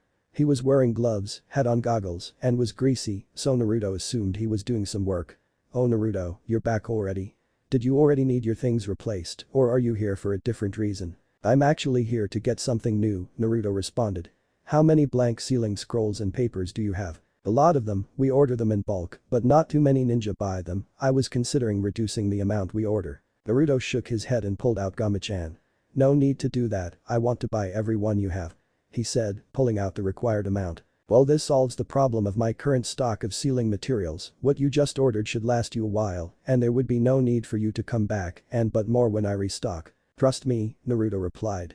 I will go through everything quick. Okay? I also need all the brushes and ink you have as well. Whatever, it's your money. Ishi went and gathered everything asked for and rung it up. When Naruto saw the price on the cash register he almost started crying on the spot. He was thankful that he learned to save every cent that he could at a young age. At least it's for a good cause, whimpered Naruto in his head. Sigh, here you go. Now that I think about it, I am probably going to need a storage scroll for all this. Once they was finished with the dilemma of sealing everything, they was finally set to go. Pleasure doing business with you, kid, Ishi said. Matter fact, I have a couple propositions for you if you are willing to hear them, and they all involve making a little cash. Naruto, who had just witnessed the death of his wallet, was eager to hear about anything that could his funds. Sure, I'm up to hear whatever you got to say. Since you're doing sealing, if you bring in some explosive tags and storage scrolls, I will pay you for them. I can never have too many of those, especially since they are one of the products most in demand. Naruto knew that with the lessons he was currently receiving, coupled with all of his clones, he could probably make a pretty penny with this job alone. That sounds fine. What about the other one? I have a usual delivery girl that goes and picks up and drops off things for me from time to time. The problem is that she is a ninja and she can't always be there, so I usually have to request a mission for some genin to do. I am willing to make you my permanent backup and you will be the only one who gets the mission pay. I like to have familiar faces handling my stuff and I feel like you are going to be a regular in my store. Naruto thought this would also be a good way to make money, especially since he could just make clone do these jobs whenever he wanted. Alright, I'm game for both of them. Good, just come in at any time for the tags and scrolls. I think I might have a delivery for you in a few days too, so come by and check. Ishi said. Anything else you need? Yeah, kind of. If you don't mind me asking, Naruto questioned. What were you doing before I came in? Huh? Oh that. I was just sharpening up my swords. Sharpening him? Mused Naruto. How exactly were you doing that? I use a sharpening stone, which I use to grind against the sword. This sharpens and hones the blade the more I grind. Is there a reason for these questions? Naruto ignored him and just sat there thinking for a few moments. Naruto decided something and made the seal for a shadow clone. Naruto did this silently because he was trying to get into the habit of not verbalizing his attacks, well unless, of course, he wanted to be dramatic. Poof, the clone appeared in the middle of the shop, but before the smoke even had a chance to dissipate, Naruto punched the copy in the jaw, causing it to dispel. Ishi, the shop owner, just stood there confused while all this played out. If that will be all, I will just leave you to it. Ishi went back to sharpening his swords. Naruto was too busy getting over the fact that he might finally make some progress in wind manipulation to notice what Ishi did. Naruto finally arrived at the place where he trained with Jiraiya after a quick stop to the training grounds to drop off most of his sealing materials. When he looked around to find Jiraiya, he was confused because he spotted him behind what looked like a fortified wall made out of mud and rocks. "Hey Rasengan, what is that for?" Naruto asked, pointing at the wall structure. "Don't call me that idiot," snapped Jiraiya, with his veins poking out. "And as for this? Well, let's just call it a useful piece of scenery which I will be using as a resting post for the remainder of the day. Whatever." Waved off Naruto, not feeling like putting up with his sensei's antics today. "So how come you didn't immediately try to hit me when I arrived? I thought evasive movements was first." "Today Gaki we will only be working on Fuinjutsu," explained Jiraiya. "You have quickly grasped concepts of sealing in a short amount of time, so now it is time to get your practical knowledge up to where you are theoretically. Yes. Today I won't be going home in pain, I will just be sitting and drawing. Maybe a few explosions, but none of them will be with me in them. I am ready to start, Jiraiya-sensei." "Haha. Now that's more like it," cheered Jiraiya. "Let's see how enthusiastic you will be at the end of the day," the sage said, mostly to himself. Naruto was crying and thanking the heavens at the moment and didn't even know his sensei opened his mouth. The burnt and crispy Naruto is what showed up at training ground 9 that evening. Naruto also was burning mad. The clones weren't sure whether the smoke rising from his head was the result of his anger or whatever got him the way he looked. "Stupid ass pervert. Resting post my ass, he was using it as a shield," grumbled out Naruto. No one told him how dangerous messing up a seal was, and even though he should have known that by himself, he wasn't expecting it to be so precise. Naruto blew himself up no less than 24 times, and he wasn't even working on explosive tags when those happened. When he did try explosive tags, it looked like the entire Uchiha clan came back to life and decided to use that field as practice. A good thing is that he got used to Fuinjutsu enough where he won't be making as many mistakes as he did today again. Another upside is that, while he was more burnt than he has ever been in his life, he could still move and function unlike all the other training days. The fact that he could still move and his chakra was full bothered Naruto, so he decided to come to the training ground to work himself to proper exhaustion. "Hey boss, come over here," one clone yelled from the other side of the field. Naruto went over to him to see what he was called over for. "Check this out," the clone said, holding out a leaf in his hands. Then right before Naruto's eyes the leaf split cleanly into two, as if sliced by the finest blade. "Finally, yes.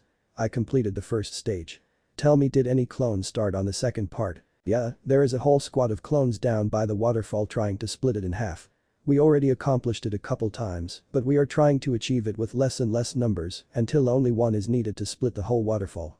This is great news. I'm guessing that since I didn't know about this previously that none of the clones working on this dispelled." The clone sheepishly laughed and rubbed the back of his head. "Oh yeah, I knew we were forgetting to do something. It's alright, just dispel now, I am sure the knowledge of this will help other groups a lot." "Yosh.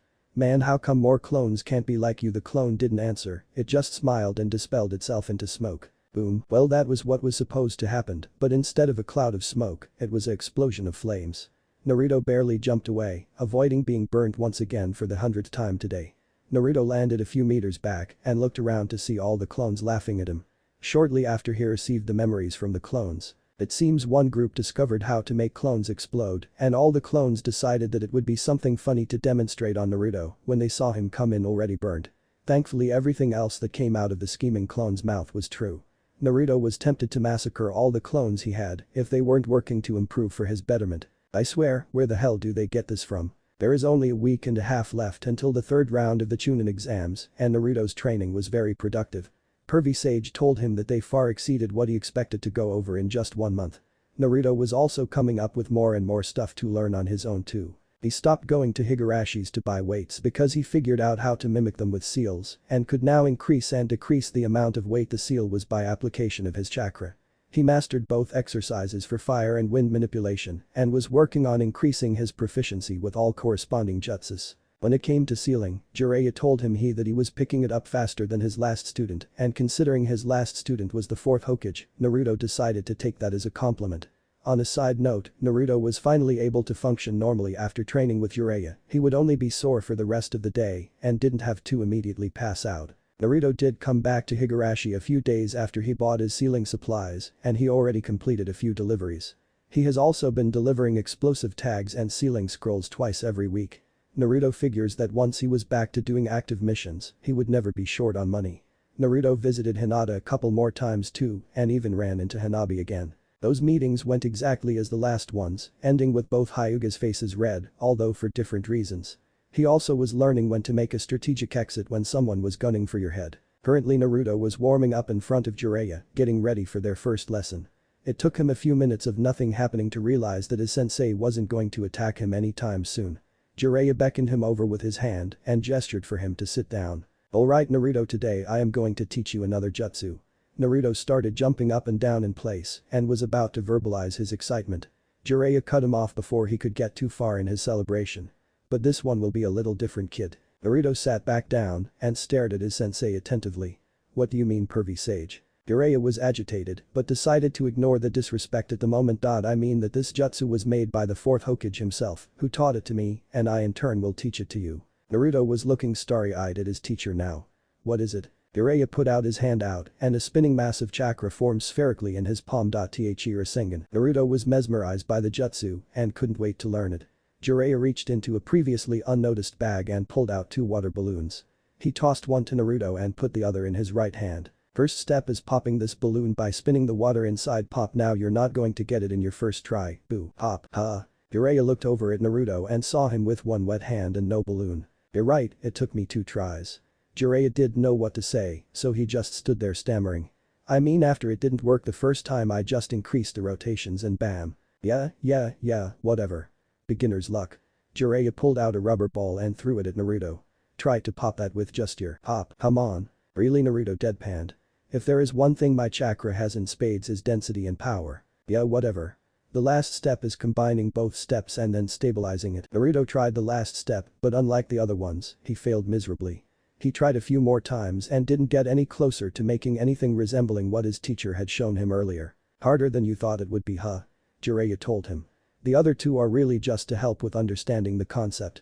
This step is where you are going to need more than just natural ability and luck. Now try that later on your own time, we can start your regular training now." Naruto had just finished shopping for all the food he needed for his house. He also made a second trip to the library to see if he could glean any more useful information. Now all he had left to do was one more thing before he was done. Naruto discovered while he was training that it was easy for him to get a lot of cuts and scrapes. Naruto decided that the perfect thing for him to get to avoid all that was a mesh undershirt. An idea he got after seeing Jiraiya's one day when they was sparring. Naruto walked into Higarashi's weapon shop, making the bell ring when he opened the door. "Hello.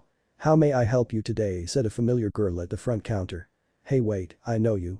You're the guy that's going to be facing Neji in the finals." "Yeah, that's me. I'm Naruto, and if I remember correctly you're one of his and Brushy Brow's teammates," said Naruto. "Brushy Brows?" she repeated while chuckling. "Yeah, that's me. The name's Tenten. I don't think I have seen you here before. Is this your first visit?" "Nope, I've had more than a few visits here already. Now it's my turn to ask a question." "Why are you?" Naruto stopped. He remembered Ishii telling him how he had a daughter on a genin team that worked for him sometimes, and now that Naruto thought about Tenten had way too many weapons for any normal person to reasonably have. "Never mind," he answered it myself. "Aki. So what were you looking for?" "The mesh shirts that I could wear under my clothes. I also came to see if your dad had any more deliveries, but I can see that is a moot point." "Deliveries?" she questioned. "Oh. My dad did say he found someone to take some of my load so I can train more. I guess you were the one he was talking about. Thanks for that." Tenten went and got out of a box a stack of mesh shirts that looked around Naruto's size. "I think I got some that can fit you, but I'm not 100% sure." "That's okay," said Naruto before he started to remove his shirt. Whoa, what are you doing?" said Tenten. Her face gaining a pink hue. It's not that she hasn't seen any guy shirtless before. She was just surprised at how suddenly Naruto started stripping. "Well, I wasn't going to buy them and wait until I get home to find out I can't fit them. So I'm trying it on now. Don't worry, I will still pay for the one I wear." "That's not the problem here." Tenten was more shocked than anything. People normally had more reserve than this in public. Naruto finally got his shirt off and Tenten's jaw dropped when she saw his upper body. She would have never guessed that the boy wearing a bright orange jumpsuit would have such defined abs and a strong chest underneath it. Naruto put on the mesh clothing and it didn't help to hide his body. The shirt barely fit and was tight around his lean muscular frame. Tenten had to admit that the boy made for good eye candy. "Well, look at that. It fits perfect. One would think that it being so tight would make it uncomfortable, but it feels completely fine." "Thanks, Tenten. I'll take the rest of the shirts." Tenten shook her head and continued to do her job. "This isn't fair. I get 2 green weirdos and a uptight jerk, well the useless Pinky has 3 cute guys all on one team. Man, some people get all the luck. Naruto put his regular shirt back on and paid for his purchases. Thanks for the help, Tenten. No problem. It was a slow day and I was getting bored. Come around anytime you want. It was a new day and Naruto was headed back to the hospital. Jiraiya came to his apartment that morning and told him he had 2 days to rest before the finals. Naruto was thankful he was finally getting a break. He always felt sore after their training and that meant a lot considering he had advanced healing. Naruto made his way inside the building and quickly walked to Hinata's room. When he arrived he heard some talking from behind the door and wondered who else was visiting Hinata. Strangely enough, he hasn't ran into anybody else all the other times he had been here. Knock knock, come in. Naruto walked in and saw Hinata sitting on her bed back in her normal attire. Naruto noticed that there was someone else in the room glaring at him and decided to ignore them. Hey Hinata. I see that you are finally getting out. You remember our plans to go to Ichiraku's? Hinata blushed a little from embarrassment.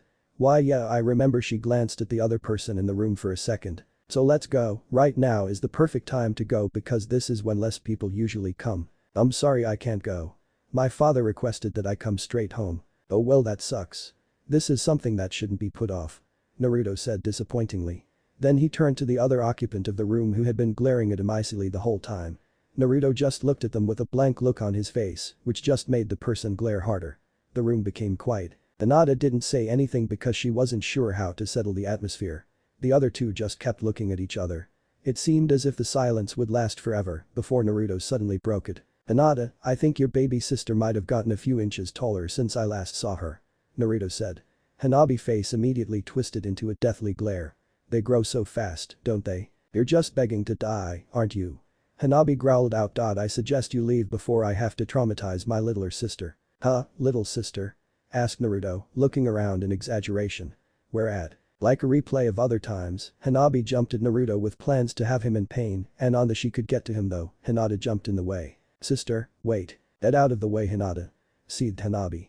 He practically begged for it after he so boldly flirted with you in front of my face. Whoa, hold up. Fleur, shut up. No one is speaking to you oaf. Sister, you can't hurt him. He has a match in the Chunin exams in a couple days. Maybe that's something he should have thought of before he disrespected me, as well as you. She turned her eyes to Naruto. Now, he'll be lucky to arrive in hers. Wait, his first match is against Neji. This was finally what got the smaller girl to stand down. Against Neji? Hanabi asked. Is that true? She asked Naruto. Yeah, and I'm going to beat him black and blue until he crawls back to Hinata and apologizes. Naruto answered. Hanabi just stared at Naruto for a few moments before turning around and leaving. Come on Hinata, father is expecting us. Bye Naruto.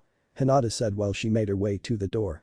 I hope we can get ramen another day. Naruto watched the two sisters leave with an unreadable expression on his face. It was only after a few seconds did he finally release a huge breath he had been holding. Man, I seriously thought I was going to die. He whined. What am I retarded? It was officially the day of the finals and Naruto was happier than anyone else that it was here. The combined weight of the anticipation and the boredom was killing him and he was sure he was going to start picking fights if he had to wait any longer. The night before he triple-checked all his gear and ran through what he knew in his head over and over again. He almost couldn't fall asleep because of his impatience, but the day was finally here. He worked long and hard this past month. He completed training for both of his affinities. Mastered countless techniques. Exhausted himself every day. All of that for this moment. Well kind of, he was doing it to increase his skills to do better in the field, but since he was officially on a month break for the finals, primarily it was for the finals. Naruto woke up 2 hours before he had to be at the stadium and started getting ready for the day. He put his clothes on, attached his ninja equipment and did a few stretches. Naruto ditched his old clothes for some new threads. Something that looked better which wasn't that hard to do.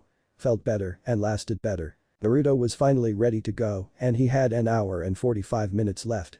Wanting to psych himself down so he could be in a calm mind, he went to the middle of his floor and started meditating. Yawn. Naruto stretched his arms and got up.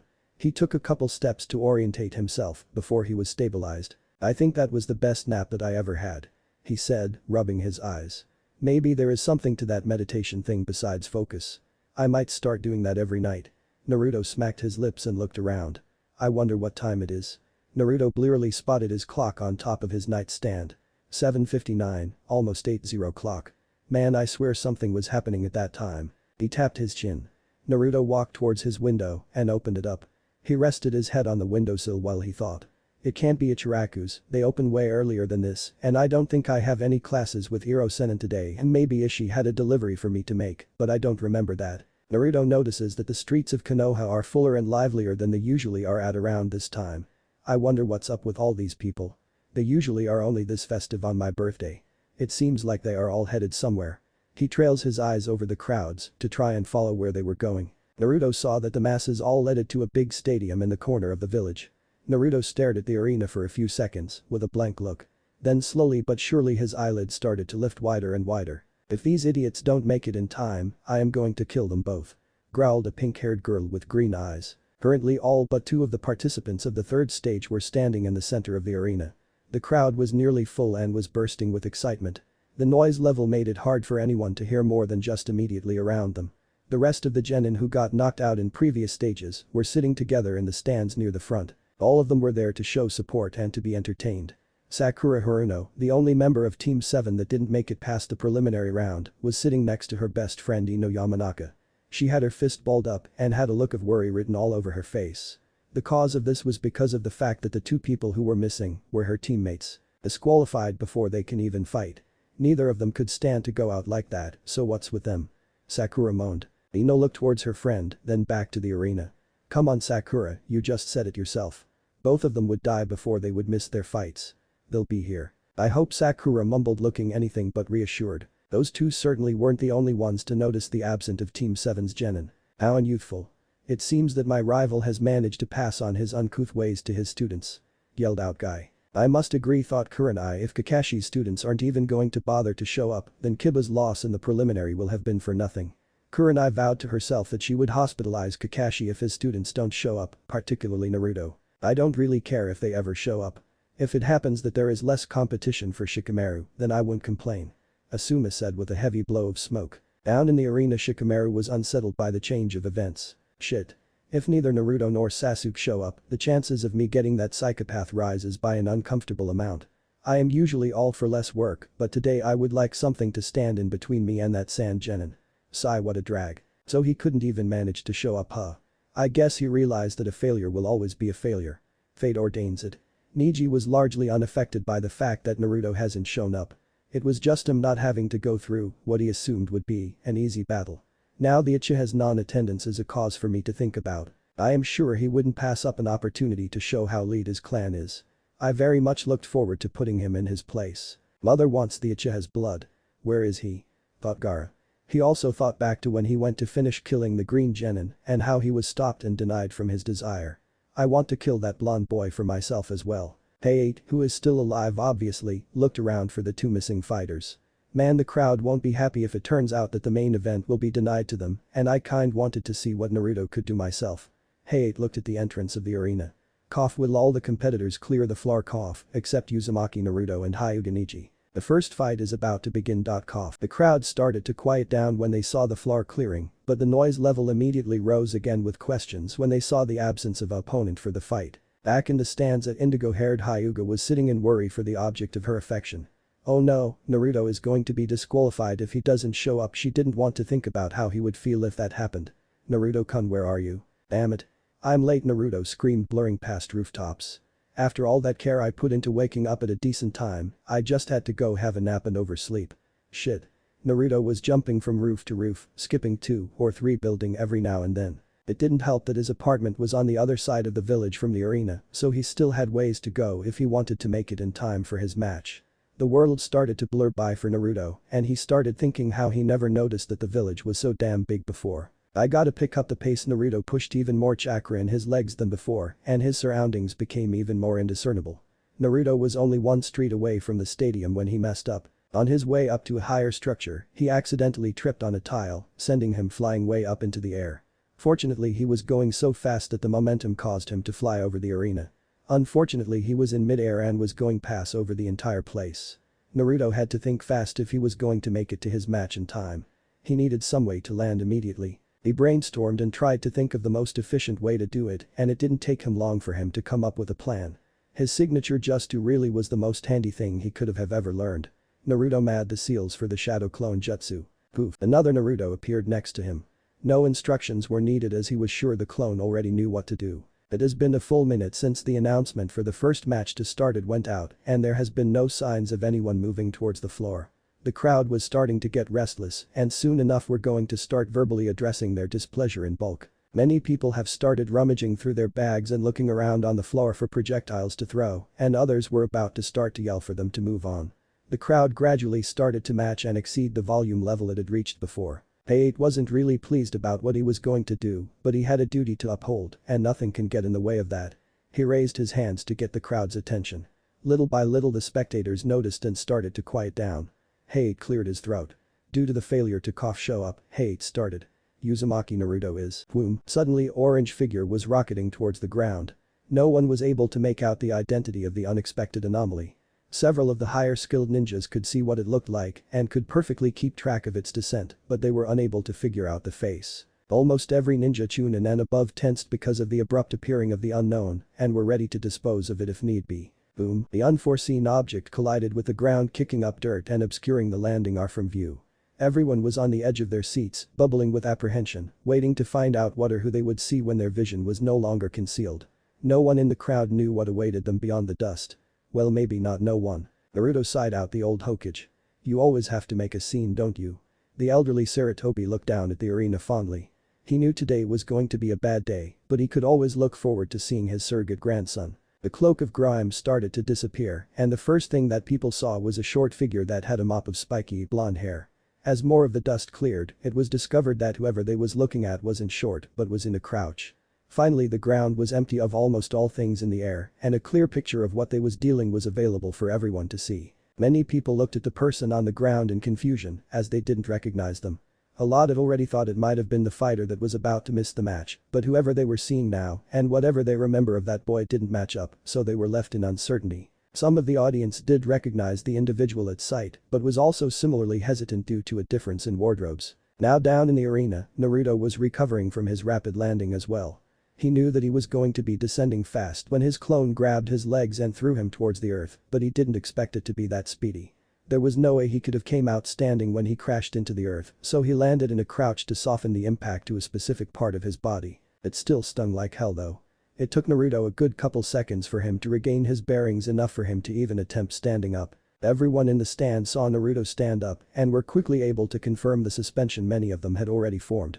What they saw next threw them for a loop because instead of the bright orange that Naruto usually had on, he now had on a different set of attire. Naruto had on grayish-green shorts on that went past his knees but above his ankles. He had on a black undershirt that seemed to be loose enough to allow mobility but not big enough to be considered baggy. He wore black sandals and armbands on his ankles and wrist which, unknown to the crowd, hold his Fuinjustu formula that adds weight.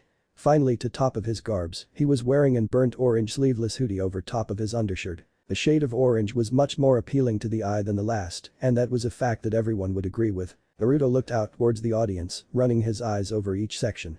Sorry I'm late, Naruto announced to the arena. The wind picked up a little and started to blow around the arena, causing Naruto's hair to flow in the wind. His blonde locks shining as if the sun blessed it to be its counterpart on the planet. The entire stadium was quiet for a while, with only the blowing of the wind making sounds. Then simultaneously the pitch raised once again. In all the Chunin exams that a lot of the crowd has been to, no one has made an entrance as eye-catching as Naruto's. The Chunin exams was a spectacle that civilians always looked forward to, and before the first fight even began, it was clear that these exams would be an exciting one. Up in the section where the clan sat at, a small short-tempered Hyuga started going red in the face. She was already frustrated at the blonde for almost not making it to the match, but the way in which he arrived just prickled at her nerves even more. Is this guy serious? Dentonino Sakura and Hinata, who all decided to sit together, had different reactions to Naruto's entrance. Hinata had a fond smile on her face, knowing that what just happened was just like Naruto. If this idiot was late because he was setting this up, then the next time I see him I'm going to punch his lights out. Sakura just growled to herself. I hope Sasuke didn't get pulled into Naruto's dumb ideas. Ino smiled at Sakura and nudged her with her shoulder.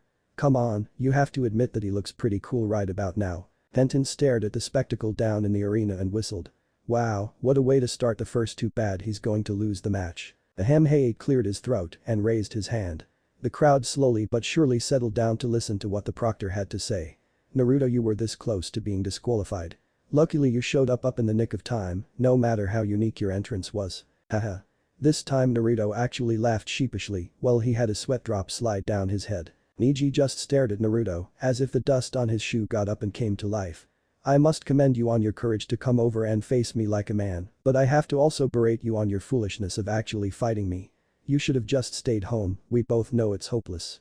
Neji said to Naruto smugly. Like hell I will, I already promised you that I won't be happy until you're black and blue. Naruto reached into one of his pockets and pulled out his new black forehead protector. He tied the piece of metal onto his head and adjusted it. Then he pointed his thumb towards the leaf insignia. And I never go back on my word. Neji scoffed. If the both of you are done, interrupted the proctor. Then let the match begin. He announced. The proctor swiftly jumped out of the hot zone and settled at a distance to observe the fight. This could be interesting. Said Hiashi from the stands where the Hyugas were sitting. Neji has one of the most developed Byakugan in the clan. It's even stronger than your sister's. Dusan is wrong. Hanabi thought to herself.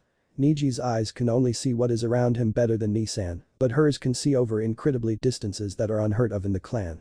She just doesn't want to show it off. Neither Neji or Naruto moved and it didn't seem like either of them would. Of course as always Naruto was the first to attack, he could only hold out for so long. He palmed several kunai in his hand and launched them at Neji in a single motion. Neji didn't even dignify the offensive move as something to be worried about. The Hyuga just moved his head out of the way and let the projectiles fly past, leaving Neji unharmed. Naruto took out even more kunai and threw them towards Neji at a faster rate. Neji couldn't just move his head to avoid them this time, so he plucked the closest one out of the air and used that to deflect the other ones. Already I can tell that his perception and coordination are way above any genin I have ever seen. It seems I will have to make this a close-range battle where I can surprise him and give him less time to react. Just because he can see everything doesn't mean he can dodge it. Naruto mused. I also want to keep how much I've improved this moth to myself for as long as possible. I don't want to give all my skills away and give my next opponents time to devise ways to counter them, and I want to conserve as much chakra as possible. The best way to do this is to make this a up-and-personal fight. Too bad I have to get the Taijutsu prodigy first, which means I am probably going to come out of this hurting. Well, as long as I hold back. Naruto started to run to Neji, intending to start a hand-to-hand fight with him. A move many people thought was foolish and stupid. In the stands with the genin, several ninjas jumped up to tell Naruto of his mistake. What are you doing, you idiot? There is no way you can fight a Hyuga one-on-one like that, yelled Kiba. Come on Naruto. Use your head. Screamed Sakura. Tenten looked at the battle with a conflicted look on her face. I hate to say it, but I don't think that it matters whether or not Naruto attacks head-on or not, he's going to lose regardless. All of the genin around her stopped and started to stare at her, some in intrigue and some with rising anger. No offense to Naruto, but no genin in the leaf is stronger than Neji. Trust me, I know this personally to be true since I trained with him, especially after this month. He isn't going to be defeated no matter what Naruto does. Many of her listeners started getting contemplated looks on their faces, and even if they didn't believe what she said to be true, couldn't deny the superiority that Neji had. You're wrong. A voice yelled out, breaking the silence. Everyone looked towards the sound and found Hinata standing out of her seat with a defiant look on her face. Neji is not the strongest genin in the village. Maybe I would agree with you if skill had to do with strength, but it doesn't, it only has to do with spirit.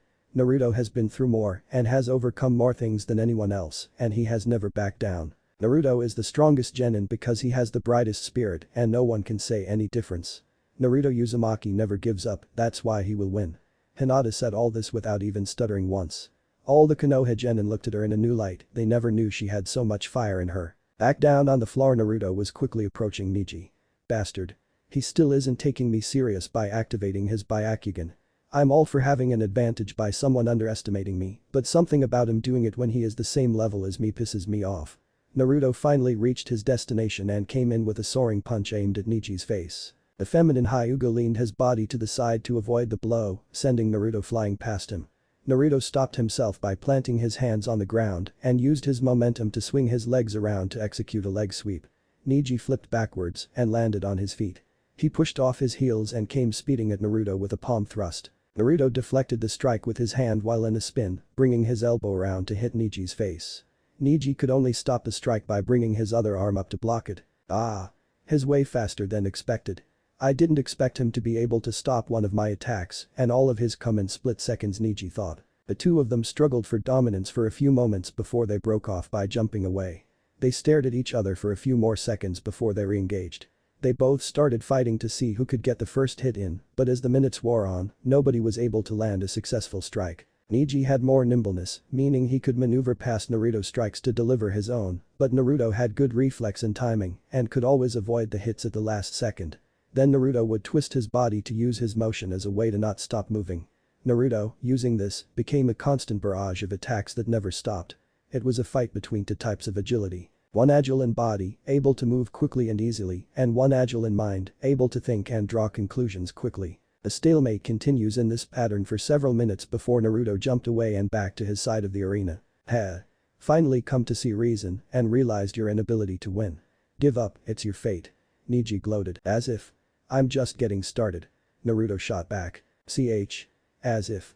Surely you realize that if you can't defeat me while I don't have my bloodline activated, that it's hopeless when I do. Whatever. Did you really think you was the only one holding back? Naruto made a seal and released one level of 3 on the seals he had restraining his speed. Now get ready. Cause the real battle starts now. With that Naruto shot towards Neji in a burst of speed, kicking up dirt at his starting position. He was so fast Neji only had time to seamlessly activate his bloodline before Naruto came at him with a fist. Neji narrowly avoided the punch by twisting backwards, going into a backflip, but when he came back up Naruto was already on him with another punch. Neji could only parry this one with his palm, directing the hand downward. Too bad Naruto used that motion to execute a front flip aimed for Neji's face. Neji narrowly jumped out of the way in the nick of time. Afidi was even happier for when he saw the mini crater and cracks Naruto left on the ground from his kick.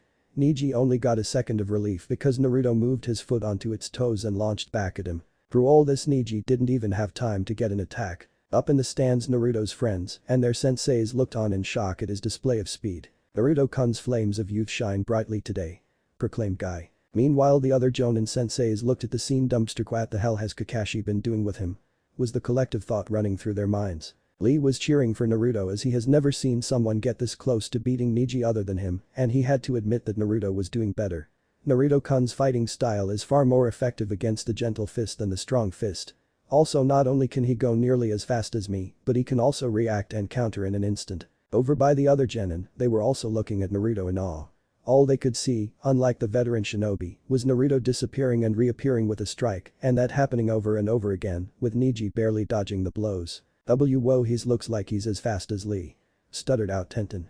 I knew he got some weights from our store, but to obtain Lee's speed in just a month is insane. Sakura. What the heck did Naruto do to train this whole month? Asked Ino in a stupor. I'm not sure, I only saw him in passing a couple times this month. I heard that Kakashi found him a teacher though. Replied Sakura. Well, whoever trained him was amazing. If Naruto could have done this a month ago, I wouldn't even have lasted a second. Kiba grumbled. How did he get so strong? That's not fair. Up in the Hokage booth neither leader said anything, but if one looked at their eyes, you could see them filled with surprise and interest. Though two different type of interests were brewing in their heads. It was silent in the participant booth as well, everyone too shocked to speak. I figured Naruto got way stronger than he was before, but this is unbelievable. What a drag. This exam is becoming more troublesome by the minute. Complained Shikamaru in his head. Shit. What the hell? Most likely that Uchiha kid got stronger as well. Those damn genin might cause some hindrances to the plan. Thought Tamari, gritting her teeth. Gaara had a maniacal grin plastered all over his face. Mother wants his blood. He's strong, he will be able to prove my existence. Mother wants his blood. Pankuro had a concerned look on his face, but that's about it. Shino was also quiet, but he only adopted a look of intrigue. The OSU who, yes is still alive, only held a confident look on his face, not at all disturbed by the skill being shown on the field. Back in the arena Naruto was getting tired of Neji avoiding his attacks and decided to end the lack of progression he was having. Naruto came in for a clothesline forcing Neji to duck under his arm. When he did that, Naruto put his hands together to create the shadow clone seal. Pufei clone appeared right above Neji's crouched form to deliver a flying kick. Neji jumped back to avoid contact with its foot. The original Naruto already was coming back for a follow-up attack, but Neji twisted to avoid that, dodging that as well. As Neji turned back around he saw Naruto flying towards him faster than all other times before and he knew he couldn't dodge it. The only thing he could do is put his arms up and across to absorb the hit for him. Smack. The sound of contact echoes around the arena, signifying the first solid hit that anyone has made all match. Neji went sliding a couple feet back, but before he could recover the two blonde ninja were back on him again. Neji was tried to defend with all his might, but as time went on he received more and more hits. Neji didn't particularly like being tossed around, so he jumped away from Naruto once he found an opening. Neji landed across the field and wiped the blood off his lips. "Why do you continue to defy fate?" Neji snarled. "Yo, you will always be a failure, nothing can change that. So just accept your destiny and give up." "I thought I already told you." Naruto retorted, making a familiar seal once again. "I can't do that." Poof. 3 more clones of Naruto appeared, bringing the total up to 5. The original Naruto then gave the signal for them to charge. They all started running towards Neji, 2 of them even launching into the air to do an attack from above. Naruto was serious about his promise to beat Neji down, that's why he summoned 4 clones to help him. The Naruto were closing in to Neji, and to all of the crowd it seemed as this was going to be the end of the fight. All of the crowd, that is, except Tenten. Tenten shook her head. "Too bad, Naruto, Neji has trained all month and you're not the only one to become stronger. This is why it is certain you will lose." The rest of the genin just looked at her in confusion. She just shook her head and continued to watch the match. Down in the arena, Neji looked at the approaching adversaries with a calculating look. Neji then began to smile cockily. "You fool," he said condescendingly. "I told you already." Naruto and his clone closed in on Neji, but before any hits could land, they suddenly met a strange resistance. A second later, visible chakra started to leak from Neji, which made clear what was being used to slow Naruto. Neji started twirling in a circle. "Give up." The spinning Hyuga was being encased in what looked like a twisting dome of chakra. Kaiten, Naruto and his copies were blown back by the force of the attack to the other side of the stadium, dispelling the clones in the process. He hit the ground and slid for a few more meters and was a bit disorientated, causing him to stay down for a little longer than normal. Hinata was looking at her cousin with a shocked look on her face. "How? That's Kaiten," yelled Hiashi, standing up in the midst of the crowd. "That's a technique only known by the main branch, how was he able to learn it?" Hanabi just looked awed. "I already knew that Neji-sen was considered a genius, but to recreate that jutsu by himself is amazing." "What was that?" questioned Sakura. "That was the 8 trigrams palms rotation. A move that Neji has been working on all month. It's an impenetrable wall of chakra that comes from all over his body. A lot of ninjas can only direct their chakra out of their body from one place in their body at a time, like their hands or their feet. Neji's mastery over his chakra is so good that he is able to push it out from multiple places at once, creating what is called Kaiten. I tested its defense myself, the technique is basically impossible to break." Down back in the arena, Naruto had almost recovered and was catching his breath on the opposite side from where Neji was. Naruto had to figure out a way to overcome the new obstacle that just appeared. First, he decided he had to test how strong that attack was. Naruto pulled out a handful of shuriken and held them at ready. "Let's see how you handle this, bastard." Naruto threw all the weapons in his hands, then made a single hand seal. Shuriken Shadow Clone Jutsu. Up in the stands, the 2 cages were shocked by the jutsu that Naruto just showed. The Hokage didn't even know many other than him knew that jutsu, while the Kazukige's eyes seemed to shine bright with greed. All over the crowd, ninjas were shocked by the jutsu that was famed to be used by the god of shinobi. They all noted how in one match Naruto showed above proficient use in 2 high-ranked justice. Naruto released barrage after barrage of shuriken which multiplied and became a dozen each. The only way that Neji could avoid this attack is if he used Kaiten again, so that's what he did. Neji's fear of chakra was getting pelted by wave after wave of endless shuriken, but it didn't seem to be wavering anytime soon. Naruto stopped throwing shuriken and reached in his pouch to grab 3 explosive tags attached to kunai. "Try this." He threw the timed explosive across the field and to the still spinning Hyuga. Boom. Naruto waited patiently for the smoke to clear to see if Neji's Kaiten was able to stop that attack as well. Naruto wasn't the only one, almost every single person in the crowd was sitting in anticipation in whether or not Neji avoided the blast. When the smoke was cleared, everyone saw a perfectly non-harmed Neji standing in the center of a circle engraved in the ground in the center of a bigger crater. It didn't take a genius to know what that meant. The crowd went wild, clearly excited by the match that they originally had low expectations for. "Don't you see you cannot fight against fate? Only a fool would dream to become Hokage when they clearly aren't destined to be. Grrr. Shut up. What the hell is your problem talking about fate like that? Everyone can decide their own future." "Ha! Let me show you reality. The thing which is a reminder of my fate." Neji then pulled off his headband and showed Naruto his caged bird seal. "This seal defines my entire life and there is nothing I can do to escape it." Neji then went on to tell him the history of his family, about the death of his father and his duties towards the clan. The more Naruto heard, the madder he became. He was mad at Neji, the Hyugas and the village for allowing this to happen. "These eyes of mine show me many things. One thing they've shown me: people's limitations are set, fixed and unchangeable. Only a fool wastes his time trying to become something he can never be. The only destiny that everyone shares is death. If it's your job to serve Hinata-chan, then why the hell did you almost try to kill her in the preliminary? That's the opposite of everything you just told me. Naruto roared out. You say that I am an idiot for fighting to change my life when you were trying to defy fate just like me. We're exactly alike. Neji's face turned into the pure definition of the word rage. Shut up, you don't know what you are talking about. He screamed. Neji launched towards Naruto in a considerably faster speed than whatever he was going before. Neji's hand started glowing blue in concentration of chakra. You are now within the range of my divination. Impossible. Yelled Hiashi. An opinion that was shared by several clan members. No way. It can't be. Whispered Hanabi. 8 trigrams. 64 palms. Neji delivered 2 consecutive strikes. Naruto moved out of the way of those. Two palms. Neji then did 2 more strike. Naruto dodged them too. 4 palms. Neji now did 4 strikes, something which Naruto was hard pressed to not get hit by. 8 palms. Neji came with 8 strike. Naruto felt as if he almost was hit once or twice. 16 palms. Neji followed with 16 consecutive strikes, more than a few scraped Naruto's clothes. 32 palms. Hinata looked at Naruto in a mixture of awe and worry. Naruto-kun dodged all of Neji's attacks. Now if only he can keep it up. Expectantly Neji started to grin, throwing Naruto for a loop. He started going twice as fast as before, catching Naruto off guard and rendering him vulnerable. Naruto was receiving 32 consecutive strikes courtesy of Neji, and they were way more fierce than before. Naruto tried his best to not get hit, but from the stinging in his left arm, he knew he failed. Neji stepped forward and thrust his palm out to deliver a strong hit to finish off the move. Naruto only by a hair length maneuvered his body so that his already hurt left arm took the brunt of the attack. 64 palms. Naruto-kun, whimpered Hinata. Naruto was sent sailing through the air, only touching the ground for a second and then to skid and bounce back up. Naruto was able to stop himself by using his right hand as friction to slow himself down.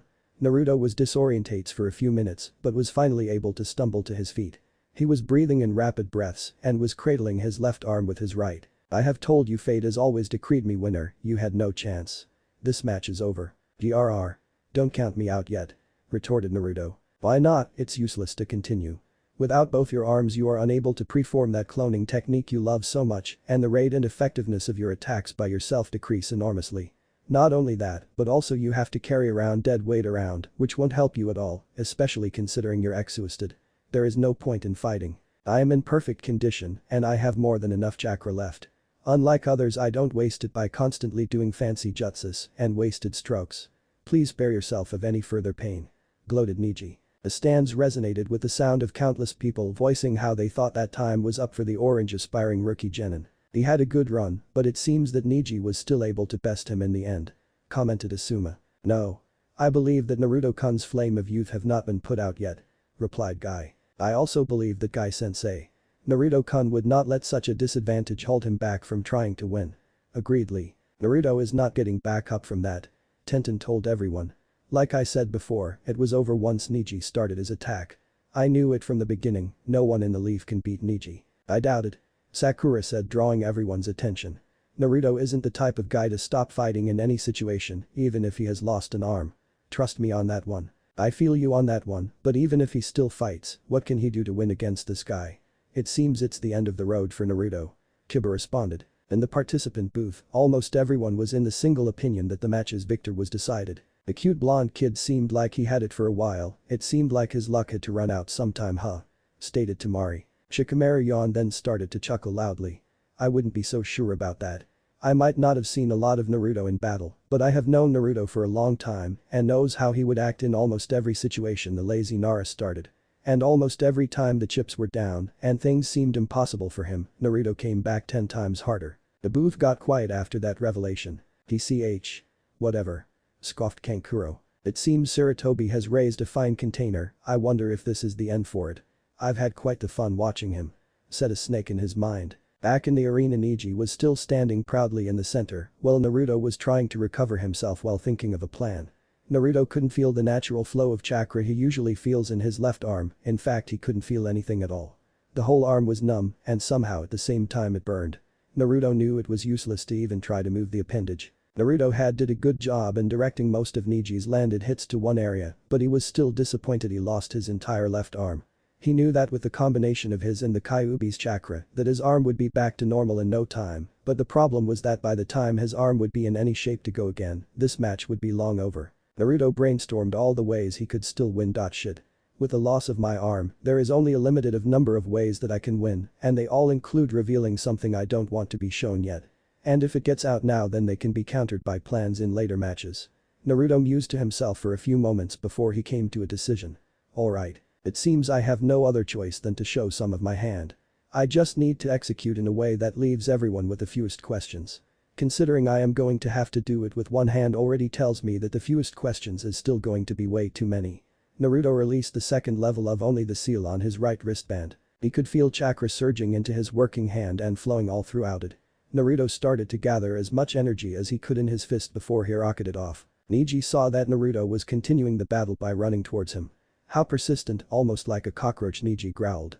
Neji got in a steady position, ready to do what need be based on whatever Naruto was doing. Naruto was pacing his way to Neji. He wanted time to build up his attack. There was now so much chakra pulsing in his arm that it was emitting a faint glow. When Naruto felt he had gathered enough chakra, he started going through hand seals with one hand. A feat which no one in the crowd missed. What is he doing? Is that even possible? I heard of ninjas that could use one hand, but never a genin. This must be a fluke he is using to throw his competitor off guard. The crowd echoed with the sound of everyone's astonishment of Naruto's new reveal. Orochimaru stared at Naruto with wide, yellow, slit-pupil eyes. His whole body was shaking in apprehension. One-handed seals, huh? Ooh, Sarutobi-sensei, you found yourself a real gem, haven't you? I wonder what his limits are. How would he match up against Sasuke? Cackled the Sannin in his head. The wind started picking up around Naruto. Spinning and whirling swiftly. The air became so intense it was visible, and it started howling like an old sorrowful spirit that never moved on. Naruto finished the hand signs for the jutsu, completing the preparation needed. The wind started to swirl around and encase Naruto's fist, giving it a coat of twisting currents. To the spectators it looked as if half of his right arm was replaced by a miniature tornado. Naruto, having completed the jutsu, sped up and blurred away to finish Neji with it. Neji, seeing the approaching doom running towards him, inferred the only way to get ahead of the oncoming attack unscratched was with Kaiten. Neji started pushing out chakra from everywhere again and started to rotate. Why won't you quit? Soon enough Neji was inside a perfect sphere of spinning chakra. Naruto was right in front of the dome now and he cocked his right fist back in preparation to punch. Because I'll don't ever give up. Naruto slammed his fist into the Hyuga's prize jutsu. Kaiten. Hamiken. The resulting force from the clash of the two jutsus caused everyone from any of the rows near the front to be pressed back against their seats. A whirlwind of chakra overcame the arena, forcing many to hold on to something in fear of being knocked down. It looked like a blue vortex, with the eye being Naruto and Neji. The duo continued to fight for dominance. The harder they pushed, the wilder the environment became. Both of their respective jutsu gaining strength and size as time went on. It was as if two unstoppable forces were ramming against each other. Neither side seemed to be gaining when all of a sudden everything exploded. Boom. A figure shot out of the smoke and slammed into the wall on the side of the stadium. The smoke cleared faster than usual this time, and everyone saw that in the center of the arena was Naruto with his hands still stretched out. Neji was sliding down the wall, ending up on his butt on the ground. Unfortunately, he still wasn't unconscious. Then Neji spit out some blood. I'm not finished yet. Yeah. Naruto said, then he made a half-ram half-tiger seal with his hand. We'll see about that. The ground below Neji cracked and a fist came flying out of the ground. Neji was uppercut by the emerging Naruto, and then a subsequent kick sent him flying back towards the center of the arena. Naruto took advantage of this by slamming his fist into Neji's face when he finally reached the center. The crack that came afterwards was heard and felt by everybody. Neji just dropped from the air like someone cut all the strings to a puppet. His face was bruised and had blood leaking from it. The rest of his body didn't look any better. Then the Naruto in the center of the arena burst into smoke, only leaving the one by the wall. Naruto walked up to the lying form of Neji's body. I don't think you're totally wrong. I do believe in destiny and things that are fated to be, but I believe it is impossible to know what they are, so there is no point trying to predict it. If you work hard you can fight against anything that is set in your way. Naruto said. Besides, you aren't the only one with a seal that defines you. The proctor looked at Neji's body for a few moments to see if there was any sign of retaliation. After it was clear that the match was over, he raised his hand high up into the air. The winner of the first match is Uzumaki Naruto. The crowd started to go wild again, most of them thinking that the battle was one of the most entertaining they have ever witnessed. Of course, many of them always have the same thought until they see another match. The ninjas in the crowd all had to admit that Naruto did way better than expected and surprised them at every turn the whole match. Wow. He actually won. Said Tenten in disbelief. I mean, it's not that I wanted him to lose, but didn't think he could actually win. Man, who would have thought that the dead last will beat the Rookie of the Year. Sure as hell not me, Kiba spoke. This isn't even the final fight, it's only the first match, we still have many more to go. Ino said. Sasuke-kun still didn't show up though, and I am getting worried. Worried Sakura, looking around the crowd. I knew you could do it, Naruto-kun, thought Hinata. I hope one day I can get that strong. The Jonin sensei was surprised by the results as well. Boy. Naruto-kun shall become my new rival, for if I can surpass him, I will have surpassed Neji, ultimately making me stronger. Shouted Lee. That's the spirit, Lee. Once you're off those crutches, you can begin to follow your dreams. Guy said in an equally loud voice. It seems Shikamaru has his work cut out for him if he wants to become Chunin, Asuma said, breathing out smoke. But knowing him, he probably finds the whole idea of being a Chunin troublesome. Kurenai just snorted in agreement. What do you know, Naruto has an affinity for wind, huh? Itetsu and Izumo had been watching the entire match in the crowds and were proud of what their favorite genin could do. Already one match and we probably have a shoe-in, Chunin, Izumo said. Yeah, you're telling me. We haven't even reached the main event and the crowd is going crazy. Kitetsu responded back. In the participant booth, everyone was raising their hazard level on the recent winner. What do you know, Blondie still came out of it ahead.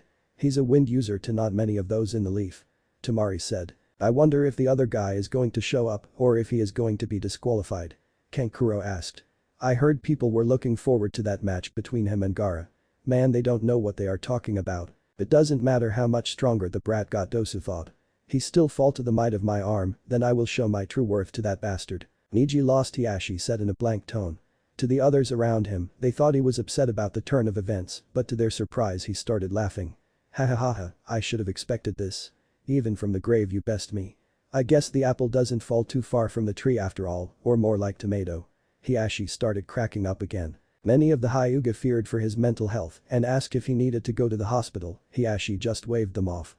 See Hanabi, that is a splendid shinobi. Hiashi stared at Naruto as his smile turned wistful. Father has no idea what he's talking about, but still to hear him compliment another ninja is rare. Hanabi stared at Naruto in the stadium, who was running around accepting praise from the audience. I'll have to thank him later for finally kicking Neji off that high horse he was on. I've been wanting to do it myself since he sent Hinata to the hospital. Hanabi scoffed. Stupid clan politics. Up in the cage booth, the Hokage was positively beaming. Oh, how strong you have become. Even in times like these your will of fire still shines brighter than ever. Next to him the supposed Kazekage just stared at Naruto with excitement in his eyes.